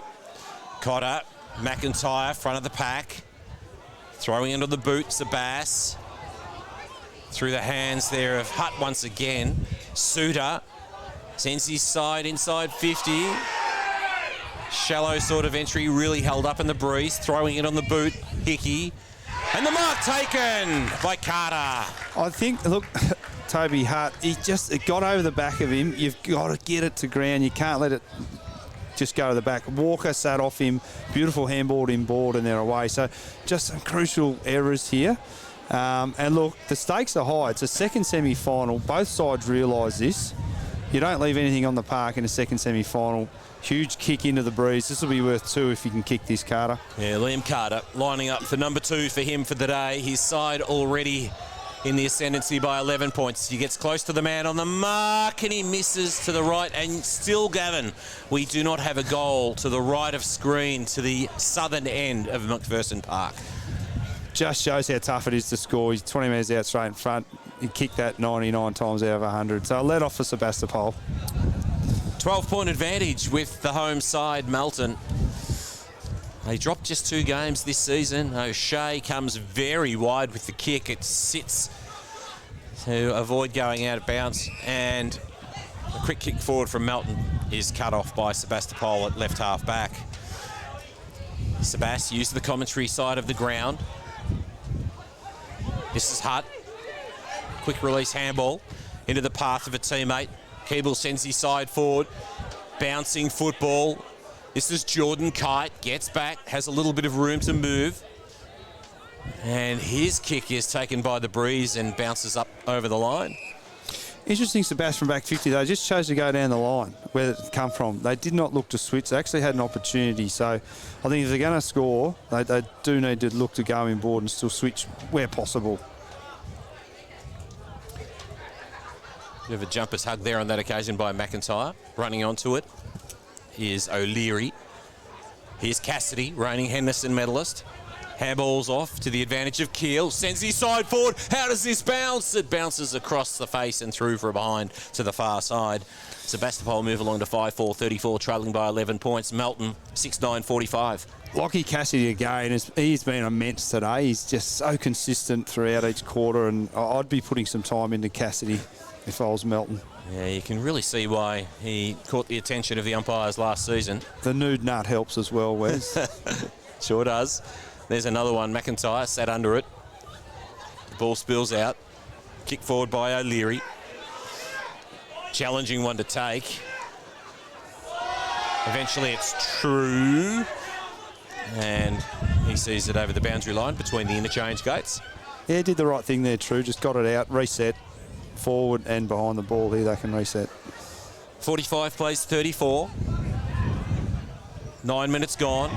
Melton will be happy to hold Sebastopol with few goals this term, but Sebast go forward once again. Keeble flies over the top of the pack.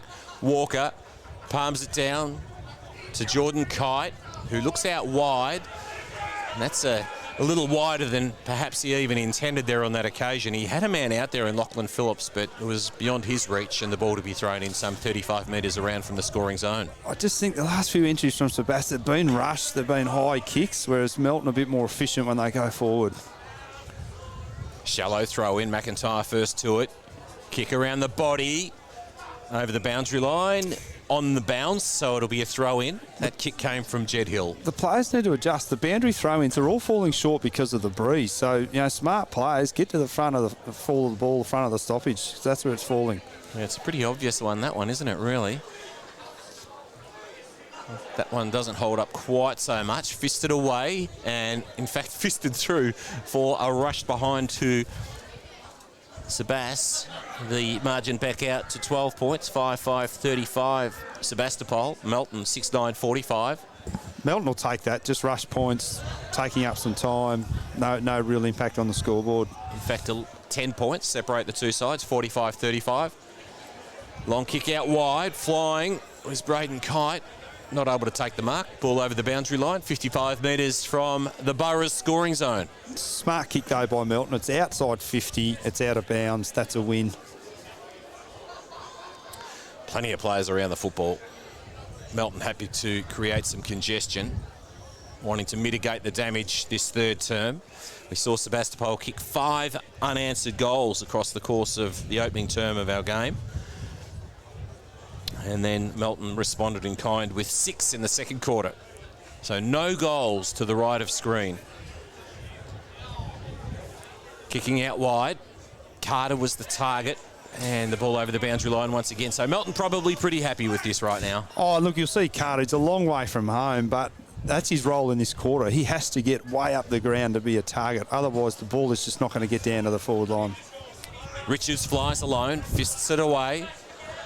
And once again, over the boundary line, out of the reach of Jordan Cotter. Aaron Timms will be happy with this. He would have instructed his players to play that far side of the ground, get it out of bounds, for his forwards to present right up, soak up some time. So Melton are playing this to a T right at the minute. Sebas need to respond. Yeah, 11 and a half minutes gone. Time's ticking away. And McIntyre lays a tackle. And we'll have another ball up 55 metres out from the Sebas scoring zone. He's been huge, McIntyre. Just follow up with a tackle there. Not afraid to get his hands dirty. Yeah, I love the way that he's prepared to do work at ground level. Take away with Borg. Loves to run. Little kick forward. Oh, someone's dumped behind play. And there's going to be a little bit of angst here between a couple of players. I didn't actually see that, Wes, but clearly what's happened out of the corner of our eyes, player dumped behind play, still not up, so it's clearly got him high. Play's gone on. Yeah, it doesn't look good. And there was already a little bit of feeling in the contest. Oh, stakes are high. Second semi, grand final at stake, so this will be the all of the day for the next quarter and a half. Adrian Manito back up on his feet now. That's good to see. Oh, Kite. Was that grabbed high? Yes, it was. And it's going to be Jordan Kite, the recipient of the free kick. Played that well, Kite. I would have dropped the nose a little bit, but just smart. That's experience. It's not a tall player anyway, and it was just a little indiscriminate. Goes along the line with the kick. Carter was the target. That was Carter of the Ryan variety. O'Leary's in the mix. Bit of a no-look handball to the favour of Braden Kite. Throws it on the boot, and the mark's taken by Liam Carter. So he is some 70 metres from goal. He goes inside 50 now with a little kick that is cut off by Sebastopol, but the pack forms. You can see Melton's key players getting their hands on it and just some experience and nous and good ball use as well. So smart play by Melton across that far wing there. Yeah, Melton go alone in the ruck. Cassidy takes possession off to a teammate. Kick forward. Man comes off the bench. That's O'Shea. It might come out in his direction. Keeble comes and joins the action, but Melton do very well. Here's Blake Suter. One way, then the other. Got the handball off despite being grabbed. This Phillips to Cotter. Back to Phillips. Oh, that's not such a great kick. Cotter marks, but he marks over the line. And Keeble says, hand it over. Terrific pressure by Sebastopol. They forced them back, 2 or 3 handballs, forced the kick out of bounds. Keeble pumps it inside 50. Fall of the ball. Hutt cleverly knocks it onto the advantage of Keel. Takes possession, retreats with the handball. Didn't quite hit Widgery. Widgery's back into the action now. There's Hutt, dispossessed. Bottom of the pack stuff for Lachlan Watkins, and we'll have a ball up right on 50. It's a game of inches. That handball just had to hit Widgery and he would have had a quick entry. And then Melton swamped. Yeah, we can see Melton really ringing the changes right at the moment. As Jacob Hickey re-enters the action. There's Riley O'Keefe. And there's Jacob Hickey straight into the action. The 2 number 2s. Kick forward, nice mark taken by Harrison Hanley. He's done some smart things today, Hanley. The handball wasn't. I've talked him up with a mark. Lacking awareness. No need to handball that, but his teammates shouldn't have called for it. No, Lachlan Watkins probably wasn't aware of the fact that he had a Sebastopol opponent right on his hammer. Now, moving it forward by foot is James Richards. Nice, long, penetrative, deep entry, and a good mark taken by the sticky hands of Brenton Payne. I saw him take some terrific marks last week. He is a really good quality mark. He was a forward as a junior, was rookie listed at St Kilda, had a lot of injuries, and has only come back into the side in this last month. So, rap for Payne. He read that well. Yeah, he sure did. Big fly there on that occasion. No one was able to take the mark, and we'll have yet another ball up. And still searching for our first goal of this third quarter. And we've gone some 15 and a half minutes. Running onto it. Real opportunity for Bailey Medwell. Taken to ground. Melton's intensity really stepping up. Kyle Borg. Kyle Borg, terrific, and he's looking to switch. Very attacking across the face of goal, Wes. Yeah, Walker. This is Riley. Runs around, uses the stand rule beautifully. Kicks very long. Heading in the direction of Lachlan Walker. Heard the call. Braden Kite's out there too. And, well, a little kick on the full there on that occasion. So Braden Kite, the recipient. Very short option from him. I think you'll see that the speed of Melton Smalls is just starting to have a little bit of an influence as the game goes on and players fatigue. Brock Kennedy with the kick. Carter takes the mark. Really, I'll tell you what, the Twin Tower Carter's up forward. Gee, they're hard to negate, aren't they? They're really having influence now, and I said earlier in the quarter, 80, 90 metres out from goal, but they're playing their roles exceptionally well. Still searching for our first goal of the third quarter. Sebastopol from half back. Big leap came from Hutt, but he was about third in line. Didn't get anywhere near it there on that occasion. Mark spilt by O'Shea. Turnover affected. Melton inside 50. Oh, good work. As we see Riley O'Keefe take the mark, and this is a little more attacking as he moves the side ball out to Austin. Austin with a short option on. So Sebas using the commentary side of the ground now.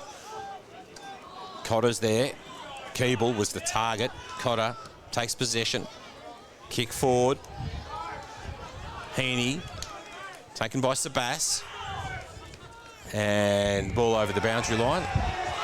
And that was a little bit silly there on that occasion by Keeble. Yeah, disappointing from Keeble. He is one of their leaders. That was uncalled for. And Jordan Cotter, he's had a good quarter. One of those players who's got lots of time. But that was poor from Keeble. Not called for at all. He's such a good quality player. That just little moment of indiscretion there. Not at all wise. There's a high tackle. No, called to play on. Ball comes out. Austin combines with Hutt, who in turn finds Cassidy, pumps it long, uses the corridor. Suter sat underneath it. Opportunity for Widgery to run onto it. Can he gather? Doing really well just to hold front position was Brenton Payne, and the umpire will call for a ball up once again.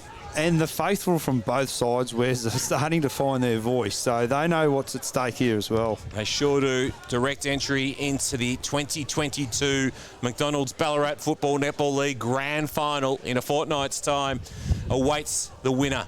Here's Carter, held by O'Keefe. Carter wheels around to the right, puts it into the path of a teammate. Taking the mark is Lockie Hickey. Running on, O'Leary. I don't think he'll be allowed. It was a mark. There's no play onto advantage for a mark. That was a super kick by Carter, perfectly weighted into space. Hickey having that space out the back, goal side. Real key moment in this match. Intensity of both sides is fantastic, as it should be in a second semi-final. But into the breeze, Melton have played this quarter to a T. If they can capitalise here, you watch the players get to him, and all numbers across the ground, and the Melton faithful cheer. This is massive, this kick, Wes. Sure is. In fact, Hickey now will kick from 35 metres out from goal. He comes in. His teammates flood to him. Hickey kicks the first goal of the third quarter. He kicks the first goal to the right of screen. And now the advantage stretches to 16 points. And just looking at the Sebastopol players, some have just moped back, head down, hands on hips. You don't want to see that. This is where we need voice and leadership, particularly from their leaders and all players. So they need to get around each other and say, righto, don't panic. Let's just get on with it. Don't panic. They're still in this contest. So real big moment for Sebastopol Footy Club, Wes. Well, they have the potential to throw in a few in a hurry, and they would just need to do that right now. And they've probably learned a few lessons from the way Melton's approached this third quarter. Bursting away is Hanley. He's been really good today. Offloads to Borg, who loves to run, takes a bounce, streams forward, gets his kick, and he finds his target in Heaney. Heaney marks 48 metres out from goal. Beautiful up kick, against the boundary. beautiful kick from Borg. Yeah, it was really, really good. Kicks towards the corridor. Bailey Mawson sets himself. Ball fisted away. Trying to beat the tackle there with Sebas. Wrapped up in that tackle, and we'll have a ball up 25 metres out from goal. Again, other players, Borg, would have bombed that to the goal line or top of the square, but they're clearly instructed, hit up, honour the lead. And that makes your teammate predictable. Gives a lot of incentive for teammates to actually create that sort of lead and open up those opportunities. It does, and if you're not used, the space out the back. So really good coaching and execution by the Melton players. And Borg's just starting to have an influence, Wes, around the stoppages with his leg speed. Snowden, haven't seen a lot of him today. Kicks only so far as Bailey Mawson, who marks the offensive side of centre. Inboard, this is Walker, the Jack variety. Melton are just cutting everything off across the middle of the ground. Up the corridor, Sebas find the fist, trying to knock it on. Kite, quick kick forward, Carter. Sebas do well on this occasion. This is Jai Harvey. Oh, looping handball, not so good. Puts a teammate under enormous pressure. Matt Austin held up in the tackle. Brilliant by Melton. Sebastopol cannot get any chains. They cannot get uncontested marks coming out of their back 50, which is just, it's frustrating their forwards. It's making Hart and these guys, it's nearly impossible to get to them. Opportunity for Sebas, taken in the tackle once again. And time's just getting soaked up here, Wes. So again, yes, even though it's in Melton's forward 50, they'll be happy with this. We're 120 metres away from Sebastopol's goal. 22 minutes gone. Cassidy, quick hands. Very sharp stuff. Sebas once again taken in the tackle. I've mentioned it in every quarter, even though Melton are attacking and scoring, but do they put a number behind the ball just this last 5 minutes? Fisted away by Sebas. Kite.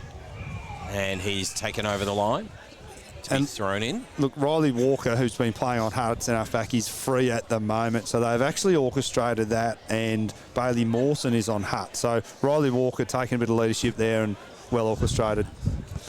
Clever man, Carter. Throws it on the left. bouncing over the line to be thrown in 20 metres around from Melton scoring zone. They've had the ascendancy for this quarter, probably for the last 8 to 10 minutes in particular. Into the breeze, absolutely, which is a super effort with this breeze. And you can just see players from both sides starting to tire. Lots of guys hands on knees. Rotations, both sides have upped their rotations. Yeah, there's a few players that are a bit gassed out there right at the moment. Jordan Kite juggling attempt to mark. Has his kick smothered. Bailey Mawson. And we'll have another ball up. Look, Melton would be happy to not score here, provided they don't allow Sebas to score. They wouldn't mind a stalemate. Depends how attacking they want to be. Or do they roll the dice and try and score again? Just the one goal this term came from Hickey. We've gone 23 and a half minutes, and it's a 16-point advantage the way of Melton. Chase Dummett. That's good work. Now Cassidy sends his side forward. Cut off by Lachlan Phillips. And they've got this extra number. Does he want to use it across goal, or does he go the safe option down the line? Well, teammates are pointing in both directions. Yeah, he goes down the line. He was certainly considering both options that you raised. Bailey Mawson, front of the pack, takes a good mark. Held by Dummett, who needs to come back a couple of paces according to the umpire. Just got held up into the breeze, but he's read that beautifully well. Yeah, he sure did, Bailey Mawson. Exciting young player in the competition. Not such a great kick on that occasion. And taken by Widgery. Squares it up. Oh, dear. Once again, Jack Walker cuts it off. Trying to burst through the pack was O'Leary. Here's Cassidy. He's taken in the tackle. That sums up Sebas's plight on 4 or 5 times today. Widgery, well intercepted, but he just getting his ambitions and his abilities mixed up. He's gone inboard across half back, and they're lucky to get a stoppage. Yeah, they looked like they might have been out there for a moment, Melton. They didn't quite capitalise on that turnover. There's Widgery in again. Manito, dispossessed. Dummett, kick forward, taken to ground. Yeah, look, technically there, the sling tackle, as we know, it's umpired differently now compared to years ago, so that was there. And players need to adjust. Here's Forbes. Nice, long, penetrative kick. Really opens up an opportunity for Sebas. But look at Walker drifting across half-back. Puts it into the path of Kite. Doesn't quite sit for him. And Jordan Kite has to escort the Sharon over the line. Just the composure of Walker. He read that well with the long kick, but just the kick to space, got it out of bounds. And that's been the difference, little things like that. Just a bit more skill execution. 51 plays 35. He's escaping again. Oh, look at Kyle Ball go. Loves to run. Sends it out wide. Puts it into the path of Hanley. He's got O'Shea riding his shoulder. O'Shea does pretty well there on that occasion. And in fact wins himself a free kick. Just forward of the centre circle. So O'Shea pumps it up the corridor. Keeble the target. Suter at ground level. Sweeping handball over the top to Braden Kite. Not such a great kick by Braden Kite there on that occasion. Turns it over. Sebas will pump it straight inside 50 once again, but Riley Walker drifts back with the flight of the football and takes it. Brings it out to the commentary side of the ground, and Carter will mark. 45 from defensive goal. Can probably just keep possession right now. Yeah, and they would have trained for this, no doubt, for these types of situations. A little bit more composed than Sebas were at the end of the second quarter. And look, Riley Walker has had an influence as a spare in the last 3 minutes. He's taken about 3 marks and kicked the ball well. Mawson second in line in this occasion. McIntyre front and square doing the roving. Manito throws it on the boot. Siren sounds to end our third quarter at McPherson Park in the Carlton Draft second semi-final of the McDonald's Ballarat Football Netball League. It's our Ballarat Toyota match of the day. A 27-minute third quarter, and it's Melton 7-9-51, leading by 16 points at the last change. Sebastopol 5-5-35, just a solitary goal coming in that third term. It came from the boot of Lachlan Hickey at the 19-minute mark, and that means that Melton, well, they lead by 16 points and will kick with the aid of the breeze in the fourth and final term. Gavin Webb. And the reaction of the Melton crowd told a story, Wes. They showed their appreciation, even though they've only kicked 1 goal. They held Sebas into the breeze. They knew how vital that was, and that just shows how much this means to the Melton faithful. They haven't won a premiership since about 2004 or 5, I don't think. They lost the grand final a few years ago. So they've been building for a number of years under Aaron Timms. at half time, no doubt it would have been addressed how important this quarter was. And they played that remarkably well. They held onto the ball. Their kicking skills were pretty good. They soaked up time. Their tackling was ferocious. And to hit the scoreboard into the breeze, it's probably worth 2 goals. So some of the defensive efforts across half-back and deep inside their defensive 50 was first class. And, Sebas probably looked rattled at times, some of their foot skills. And just the pace, like I'll use Borg as an example. Whenever he gets the footy, players know he's going to play on and take on the opponent, and something happens up the ground. People move, whereas if he goes back behind his mark, there's no movement, it's stagnant. So Melton's pace and their fitness, I think, is probably going to go a long way towards them winning this game. Yes, they've got the breeze, but they just look a bit sharper around the stoppages with their pace and their foot skills. It is the Bloods by 16 points at three-quarter time. We're about to take a break as Melton leads 7-9-51. Sebastopol 5-5-35. We'll be back in just a few moments.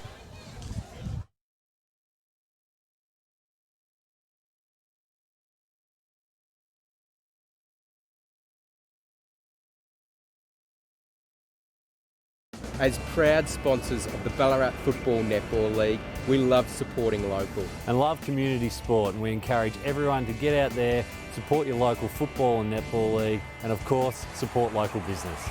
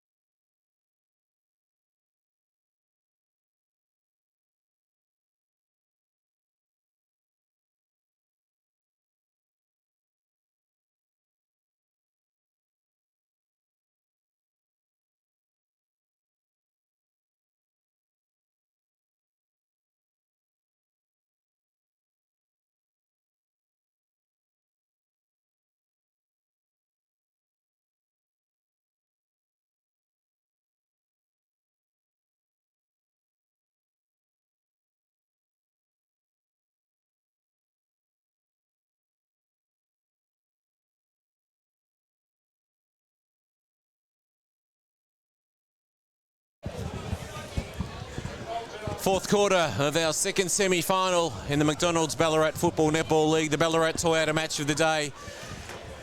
Here with Wes Cusworth and Gavin Webb. And the prize on the line for the winner of today's contest, direct entry into the Carlton Draft Grand Final of the Ballarat McDonald's Ballarat Football Netball League. The Grand Final coming up in a fortnight's time. Should be an absolute cracker at Mars Stadium. And the umpire holds the ball off to get proceedings underway. Yeah, we've had a great contest all day, Wes, and look, the first 5 to 10 minutes here is going to be absolutely fierce. And we are underway in our fourth quarter. Steaming forward. Sebastopol from the boot of Kiel, desperately throwing himself into it. There's Harvey, dispossessed. Kick forward, comes from Melton. Bouncing footy. Spilling the handball out. Umpire says it was not an appropriate disposal, and as a consequence, it's going to be O'Shea on centre wing. Comes in board with the short option at Banbury. Likes to run with the footy. Comes further laterally, and this is Crone. Little kick forward, and diving to take the mark is Hutt. So Toby Hutt, very short option. Chase Dummett.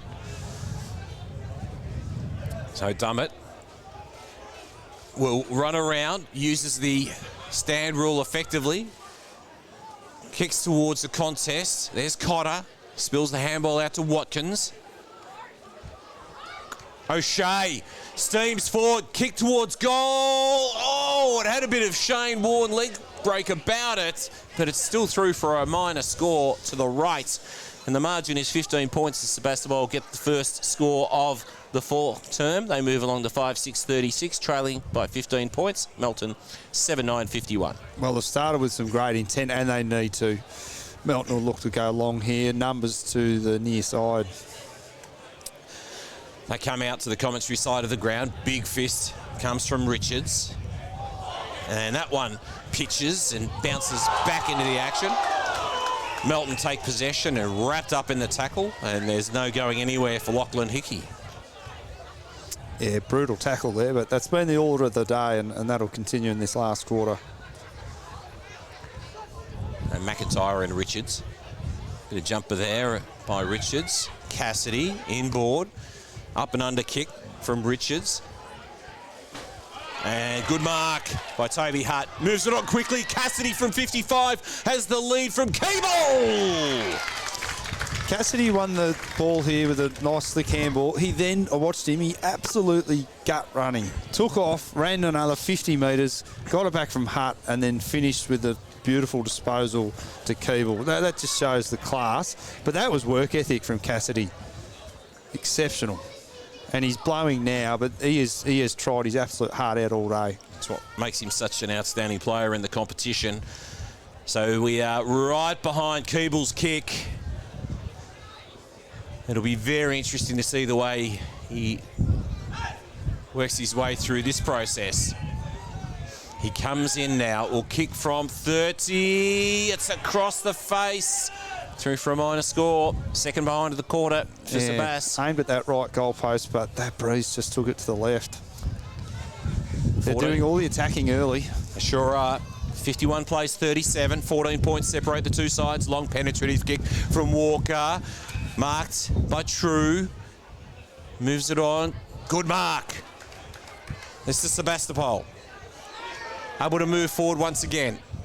Bit of an up and under on this occasion. Hutt went at it with one hand. Taken by Cotter. Wrapped in the tackle. Deemed to be high. Free kick to Melton. Applying some good forward pressure, but again, Keeble just slipped high, and Cotter puts his head over it. He gets free kicks every week. Oh, he's such a prolific ball gatherer, isn't he? He's going to use the outer side of the ground. And drifting back and spilling the mark there was Ben True. Ball comes out to the advantage of Blake Suter. Steams forward. It's a 2-on-2 situation. Ball fisted away. Good defensive work by Sebas. Crone. Reel up and under. Hugs the boundary. Blake Suter fists it over the line. And the ball to be thrown in between half forward and centre wing.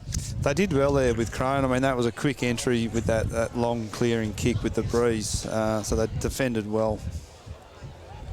McIntyre and Richards have battled on terrifically today. Steaming forward, Melton. The kick towards the target there of Ryan Carter. Sweeping handball. This is true. Called the play on.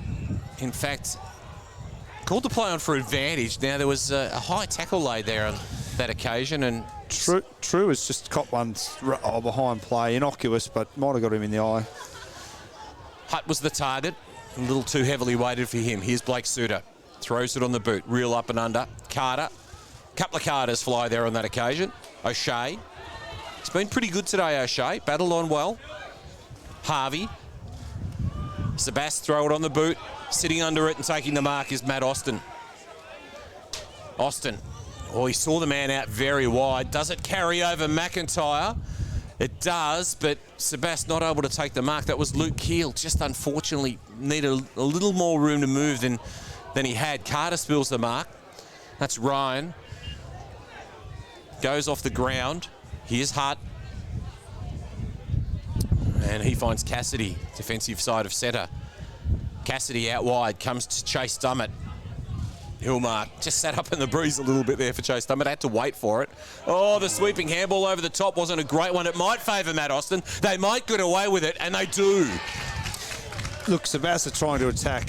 Just a minute earlier, Austin had gone into the middle. You normally wouldn't do that, but they need to. They need to take some risks.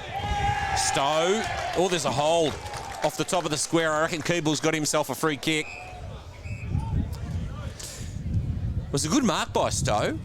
Yeah, it wasn't the best kick, but it was to his side, to his advantage, but he had to work hard. And look, I didn't see the indiscretion down the field. We're assuming it's a hold. But the discipline from both sides. We know the umpires are going to pay it. It's still game on. Late, early in the last quarter of a second semi-final. Now is not the time to be giving away free kicks or getting sucked in, giving away 50-metre penalties. This is where you've done all your training. You've done your fitness work, you've done your skills, but this is game sense. This is where you need your leaders to stand up and your smart players to come through and just get things level across the ground. Just to talk through that one, I thought it was downfield, but it was actually a 50-metre penalty, so Stowe did have the kick. Kicked the goal truly over the goal umpire's hat from just a few metres out, and as a consequence has drawn the margin back to just 8 points separating the two sides. 7-9-51 plays 6-7-43. So Sebas really giving themselves the best opportunity with a good start.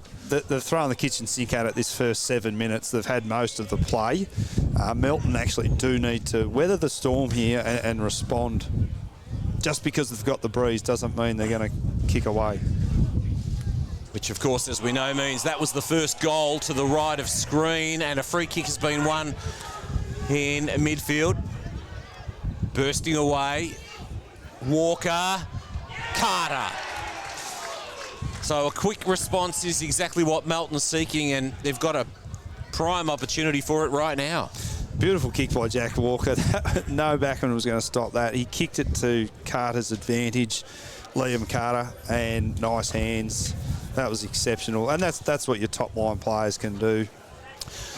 Well, Liam Carter to join Braden Kite and Ryan Carter with multiple goals today. He's kicking to the northern end with the breeze to his back. He comes in now. He kicks truly. So the immediate response comes from Melton, and the margin restored back out to 14 points as Melton moves along to 8-9-57. And leading Sebastopol 6-7-43. That will sap some of Sebastopol's energy. Straight away they've replied with a goal. So as good sides do, they read moments in games and they stand up, and their key players did. So now it's back onto Sebastopol. They need to respond. Yeah, the Boroughs worked so very hard for that goal to bring themselves back to a single-figure margin. And we're back in the middle of McPherson Park right now. It's a very low throw-up by the umpire, and in fact he assesses that as unfavourable himself and says, I might do that again, boys. and give McIntyre a reasonable shot at actually getting to the contest there. 9 minutes gone, fourth quarter action in the second semi-final. 57 plays 43. McIntyre up against Richards. Sebas with the takeaway. Right on 50. A little bit of a nudge there by Blake Suter. Did well, but just edged Forbes out of the contest, and we'll have it at left half back. Yeah, he used his body well there. Just down the line, soaking up some time. Sets it up nice and high. Carter sits underneath it, but a good mark taken on that occasion by Riley O'Keefe. Did very well. Look, he's battled away. Carter probably has had the points today, but O'Keefe has had his moments. O'Keefe uses the stand rule. Carter happy for him to go on. He kicks into open sort of space. Keeble with an opportunity to run onto it, but he's got his rival, number 9, in Lachlan Phillips there. It's Melton that wins it away. Kicks towards midfield. Comes off hands. Steaming away. Swinging onto the left, Melton. Kick towards the boundary. Oh, pitches and bounces over. That's probably not a bad result for the Bloods. Yeah, he kicked the touch. They'll be happy with that. Get it downfield. Boundary throw in. They can set up forward of the ball and behind, so smart play. Yeah, Jacob Hickey, solid performer today. 10 minutes gone, fourth quarter action, 8-9 plays 6-7. Shallow throw in, taken by Sebas. Quick kick forward. Hutt had hands. Riley Walker claimed it.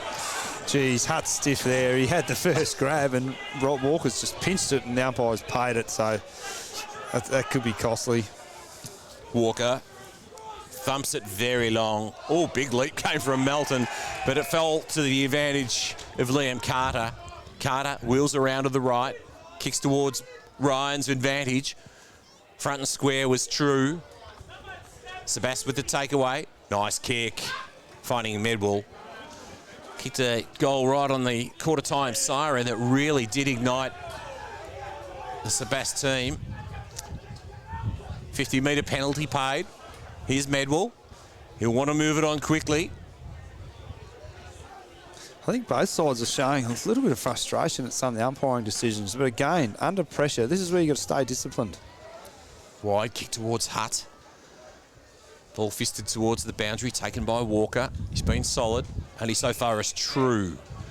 So True comes laterally. Stowe. Every player is in the forward line for Sebastopol. Melton have really clogged this up. Real up and under from Stowe. Melton sits underneath it. That's Jordan Cotter. Jordan Cotter, for a man his size, he reads the ball well in the air and he's courageous. Incredibly courageous. Just really prepared to put his body on the line. Walker spills what he should have taken, but has ample time with which to recover. Then kicks towards Ryan Carter. This is O'Shea. Well, I reckon the intended target there, I'm not sure if it was Keel or Cassidy, but Melton did well to see the ball over the boundary line and deny both quality players an opportunity to do something with it. And that's been the order of the day as well. Just at times, that final kick inside 50 hasn't hit the target and Melton have been able to defend. Here's another opportunity for Sebas going inside 50 once again. Keeble runs onto it, swings around onto the right. There's only Melton players back there. Riley Walker. Well, he's looked for the refuge of the boundary line here, but it actually sits and runs along the line, which is quite fortuitous because Melton have got numbers. And here we go with Borg. He takes a bounce and he steams away again. He's got a man inside 50. Doesn't quite hit him, although it may bounce the way of Braden Kite. Kite spun around, taken by O'Leary, taken to ground, and deemed not to have disposed adequately. He says, I've got the handball out. Some great defensive efforts from both sides there in that passage. It's a game full of intensity. It's exactly what we've come to hope for in this game, and that's a disappointing result for Sebas. He worked hard for that tackle free kick, but he's let himself down with the kick. This is what hurt them in the second quarter. It's hurting them again. Manito gives himself a little bit of a better angle, kicks towards the top of the square. Carter has the ball knocked away. True. Quick hands. Widgery can't gather possession. Oh, Keel is wrapped up. Ball spills out. Borg. Fast. Into the pocket. Marked by Melton. And there's the difference. Borg spins on his opposite foot and kicks to advantage, mark taken. It just shows the class in sides between both sides. There's just that little bit of a gap. He's a classy player, Kyle Borg. Come through the Western Jets. It's great to see him playing senior footy at his local club and having a big impact, and the locals love him. Lachlan Hickey shooting for number 9 for the Bloods. He kicks on goal. It's to the near side. Through for a minor score. Melton moves along to 8-10, 58, 15-point leaders over Sebas, 6-7, 43. They're well set up here, Melton. Even before that point had been kicked, they'd set up like he was going to miss. The zone's in place. They've trained for that. Well coached, good leadership. Yeah, good drill. Cotter again. He certainly plays big, doesn't he? Yeah, he puts his head in the hole and reads it well. So Cotter will pump his side deep into attack once again. It's a very deep entry. The big fly and over the back. Carter! Carter of the Liam variety kicks his second goal. In fact, might be his third goal, I suspect. And that gives Melton a 20-point advantage as they move along to 9-10, 64, leading Sebas 6-7, 43. He read that like a small man. At pace, hit it, and then the finish. Under pressure, right foot snap. Absolutely brilliant. The faithful loved it, and now there's some scoreboard separation as we hit the 15-minute mark. So this is going to be very tough from Sebas, but they will not lie down. Widgery, tough as nails. Widgery always prepared to put his head over the football. So it's a 21-point margin. 64 plays 43.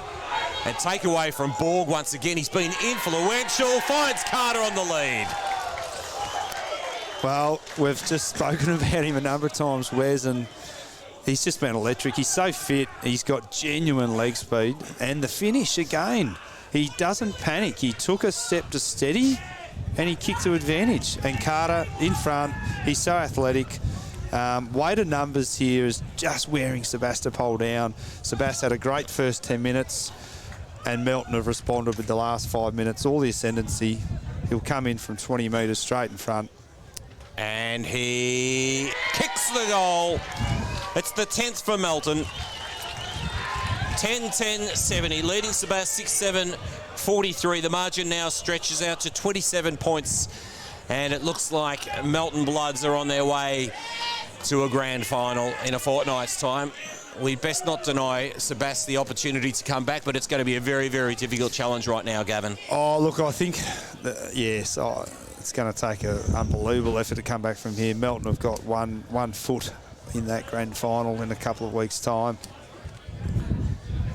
Back in the middle, and it's Jack Walker. Sends his side forward once again. Liam Carter spilt the mark, good enough to double back and put it into the pocket. Ryan, he spills the mark, and ultimately Sebas happy to see it over the boundary line. 10-10-70, plays 6-7, 43. Another key clearance by Jack Walker. Had time, had space, kicks the ball well. Both Carters are really having an influence now. And in these sort of breezy conditions, it's obviously pretty challenging for a tall forward, but they're both doing very well indeed. Free kick is going to go the way of O'Shea. He's battled on well for Sebastian. Look, Sebas just need to play on. They need to take some risks. Like that kick exactly. Hutt presenting up well, presenting high. Hutt into the midfield. Cassidy the target. Juggling. Didn't quite have enough of it according to the umpire. Kicking from out of the air was Medwell. Cassidy steaming through. He's such a good player. There's Keeble. Could have been a high tackle on Hutt. Called to play on. Melton take possession. And Cotter's wrapped up in the tackle. And we'll have another ball up. 18 minutes gone in this fourth quarter. 70 plays 43. Yeah, they've got to take some risks. Look to play on. Get handball receives. Otherwise, the game's done. In saying that, by taking the risk, they could get scored against, but they've got to be willing to take that risk. Who cares if they lose by 8 goals from here? They've got to try and win the game. Bailey Mawson had his moments today, Bailey Mawson, where he's been quite influential. Walker Just running on top of the ground right now, aren't they, Melton? They're looking good. Carter couldn't haul it in. Sabas, cross half back. True. And we'll have another ball up 45 metres out from the blood scoring zone. You can see players tiring, but Melton's still a little bit more full of running. Here's Cassidy. He's run it out well for Sabas. Oh, doubling back into trouble. And a high tackle. He's been huge, Cassidy. Without him today, they're probably 7 or 8 goals down. He's been really impressive. Might have been high tackle for the Fendorf there on that occasion. And this is Borg again. Pumps his side deep into attack. The big men fly. Carter, quick snap. That was Ryan. Liam's hard up against the line, and Sabas happy to see it through for a rush behind. 28 points separate the sides. 10-11, 71 plays 6-7, 43. Last 2 kick-ins, Sabas have gone up the middle, so clearly they're rolling the dice. Melton with the shot on goal, but Sebastopol have to do this. Just keep playing on, keep going inboard, take some risks. 72 plays 43, 29 points separate the sides. Here's Austin. Marks at defensive 55 and then switches play back inboard. And that is not connecting at all, and the ball over the boundary line. That's Medwell. He's done that 3 or 4 times. He's a good player. He's played reasonably well, but just let himself down with a few disposals. Just hasn't learnt kicking into that breeze. Bailey Mawson doing the ruck work for Melton now. Cassidy finds a man inboard with the hand. Then kick towards Hutt. Walker reaches over the top. Hutt with a little up and under. Coming off the ground. Keeble runs onto it. Stowe's there. Keeble continues to battle on. Numbers flood back with the path of the football. And we'll have a ball up 49 metres out from Sabas's goal. 21 minutes gone in the 4th quarter. Spoke about Cassidy's work rate before. Yeah, beautiful vision and handball, and then he's just pushed forward and run 100 metres. He's absolutely blowing, and here he is at the next stoppage. Just such a hard worker.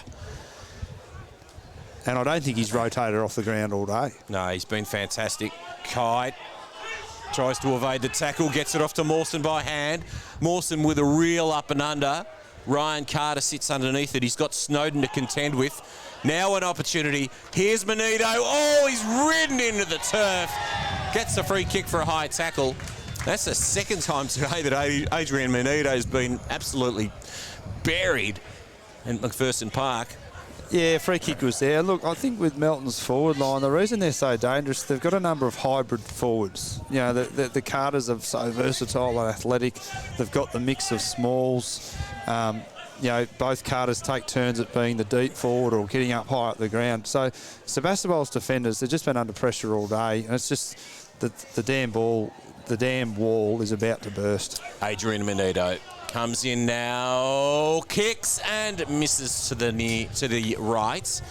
So 10-13, 73 Melton, 30-point leaders over Sabas. 6-7, 43. Adrian Manito doesn't get too many opportunities in front of goal. He'd be a bit disappointed with himself there, I suspect. He'll hopefully learn from that next time he has an opportunity. Big leap from Walker. He's been really good today, up back. It's been a great battle. Oh, here's Kyle Borg steaming forward. Kyle Borg puts the nail in the coffin, and Melton are on their way to the 2022 McDonald's Ballarat Football Netball League Grand Final. Kyle Borg must be contending for the best player on the ground today. He's been absolutely outstanding, kicking Melton's 11th. Oh, reward for effort, Wes. He's finishing this match running on top of the ground. He's getting to the right spots. Teammates are giving him the ball because they know what he can do. And that's reward for effort, to be able to hit the scoreboard. And he makes his way into the next centre clearance. And just he was ecstatic. His teammates clearly love him. They got around him. And Sebastopol just need to fight this out and take this into next week. They cannot lie down here this last 5 minutes. Well, that's a really important point too, isn't it? They do need to take some positives out of this experience today, and they'll obviously contend with either Darley or Ballarat next week. But Melton will be standing on the sidelines awaiting their opportunity at Mars Stadium to break a drought that extends back to 2005. There's Mawson. He's taken to ground by the hard-working Cassidy. And we'll have another ball up just forward of centre for Sabas, but they trail by 36 points. Mawson against Richards. Menito. A little kick off the ground to keep the ball moving in the direction of the Melton goals. The pack gathers over the Sharon, and we'll have another ball up right on the front of the centre square with Melton in attack, leading at 79-43. Yeah, still pushing forward. They want another goal or two to really get some reward for their on the scoreboard for their efforts. Kite held up in the tackle, nowhere to go. Umpire says didn't dispose adequately. Cassidy wants to move it on very quickly, does so with a handball to True's advantage, but doesn't quite hit the target. Oh, bit of a spillage there on that occasion by Riley Walker. That's uncustomary. We know that he's got such good hands. I think you can see fatigue from both sides here. Look, both sides have thrown absolutely everything at the contest. It's been very physical, but it's also been fast-paced as well. So credit to both sides. It's been a brilliant game. Certainly been very entertaining. Richards gets it down to Keel, pumps it long, but just waiting underneath it is Cotter. Yeah, he's the man again. Just read it well. Really composed. The man again, out to the man again. Kyle Borg. Yeah, How good's he been today? He's had a great last quarter, and again, that leg speed and fitness has come to the fore. And he's Sells done a it bit of again. candy and uses the commentary wing. The big lead. Nice mark taken by Heaney. Heaney inboard now, finds his captain. Braden Kite wheels around to the right, up the corridor. Carter the target. Good hands by Liam Carter. It's all falling into place for Melton now. That was probably the cleanest passage of play from the back 50. Cotter to Borg to Heaney to Kite, inboard, kick to advantage to Carter, who just nudged his opponent under the ball. Very hard to stop, but that was precision and execution, just brilliant. So, you know, they're careering away now, Wes. This is Liam Carter to become the most prolific goal kicker on the ground today. Kicks for 4, kicks truly. Liam Carter has 4 and Melton have 12. 12-13, 85. 42-point leaders over Sebastopol, 6-7-43. And I think you mentioned earlier, the reality is that if Melton were able to steam away, which they have done with 5 goals in this fourth and final quarter, it might appear that it was a relatively lopsided game, but it's been far from that, Gavin. No, it has been a hard-fought contest, and I think where Melton won it was that third quarter, where they were able to score into the breeze and nullify Sabas, who had it. So now they're getting some rewards. This is just the cream on top in this last 10 or so minutes. And once again, it's important that Sabas really takes something out of these final few minutes. Oh, quite often the way you finish a game, you take it into next week. Walker, man on the lead. And finishing strongly, the Bloods. And this is Payne. He's been back. He has rotated a lot. He doesn't look overly fit with that knee, but they've obviously just swung him forward. And I'll back him from here. He was a great kick as a junior. Brenton Payne for his first goal of the game. He comes in. It's a nice kick off the boot. He misses to the left. Commentators, Moz. Join the club. 86 plays 43. And remarkably, I'm going to tell you that Melton has doubled Sebastopol's score, but it just doesn't feel like it. No, it certainly doesn't. In general play, it's been very even. Melton have just been more efficient and a bit more classy with their execution. Pretty solid tackle there on that occasion. Siren sounds to end our Carlton Draft second semi-final in the McDonald's Ballarat Football Netball League. Our Ballarat Toyota match of the day has gone the way of Melton. They have progressed to the grand final in a fortnight's time to be played at Mars Stadium, and they will leave Sebastopol to face a rival next week, whether it be Darley or Ballarat. 12-14, 86 to 6-7 43. Gavin Webb, what a very entertaining game we've witnessed here at McPherson Park today. Oh, look, the better side has won. They finished on top of the ladder for a reason. They've kept Sebastopol to 1 goal after quarter time, which in any game of football is an outstanding effort. And in the end, they got their reward with some gap on the scoreboard. I think Melton's leaders really stood up. Both Carter boys were influential. I mean, Liam Carter averages 11 marks a game. He got on the end of a few today and has ended up kicking 4. Braden Kite was his usual busy self. Jordan Cotter steady down back. We have the Walker brothers, Watkins, Hickey, all these guys just stood up. And Brett McIntyre. Brett needs to mention, he was fantastic. Him and Richards had a great duel. Both ruckmen probably tired as the game went on, but McIntyre had some useful follow-up possessions and tackles, and his body work and strength around the footy was pretty important. So, and look, they had plenty of others flash in and do their bit. Hanley did a few nice things. Payne was solid enough down back. Kyle Borg, we spoke about, he got better as the game went on, and for a young player, the confidence he will get out of that, and his teammates will see what he can do. So Borg, he's going to have a massive role to play in the grand final in a couple of weeks. He was instrumental with a lot of their run across half back, but also inside 50. So brilliant by him. Mawson was solid. It's hard to find a bad player for Melton, and that's been the story of their year. They're so even. They've got winners on every line, and they've just got that class. Sebastopol, look, they fought it out. They were very good today. To come down here, kick 5 goals in the first quarter.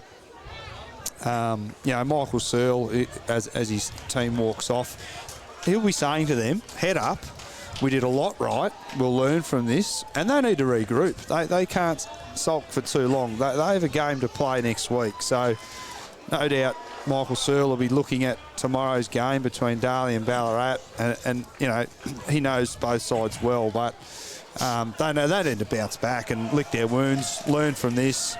They've lost, but don't lose the lesson, and they'll bounce back. They'll be thereabouts next week, but it's Melton's moment, Wes. Sure is, Gavin. You've really assessed that absolutely magnificently as Melton has prevailed 12-14, 86, 6-7, 43. Let's just look to the goal-kicking list where Liam Carter booted 4, Ryan Carter kicked 3, Braden Kite, the skipper, in an exemplary manner, led the team today. He kicked 2, Jack Walker 1 and Kyle Borg 1. Also Lachlan Hickey kicked 1. And for Sebastopol, all individual goal kickers, James Keeble, Lockie Cassidy, Bailey Medwell, Chase Dummett, Liam Stowe and Connor O'Shea. And can we just pinpoint some of the things that Sebas will be told during the course of this next week to prepare for the preliminary final next Saturday? Yeah, look, I think their contested footy was very good. They tackle well. They probably gave away a lot of free kicks early.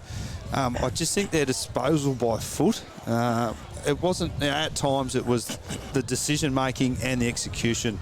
Yes, they've got to attack and play on and go inboard and kick on the 45s and switch, but just at crucial times you've got to know when to go down the line, when to just kick it long and get it out of bounds. So that's just game sense and those real teachable moments that Surly will be talking about. They iron out a few of those little indiscretions, and the scoreboard probably is a little bit closer. So, it's not all doom and gloom for Sebas. They'll ice up, they'll get injuries looked at.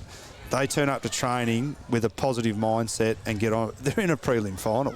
Their season is still alive. So I think that'll be the message from Surly, that they just attack next week. They get on the track and they turn up with a smile on their face and get on with it and regroup. So Melton are a very good side. They've only lost the 2 games for the whole year. So they're the yardstick. They deserve to be the first side through to the grand final. I wouldn't write Sebastopol off, nor would I write off Ballarat or Darley tomorrow.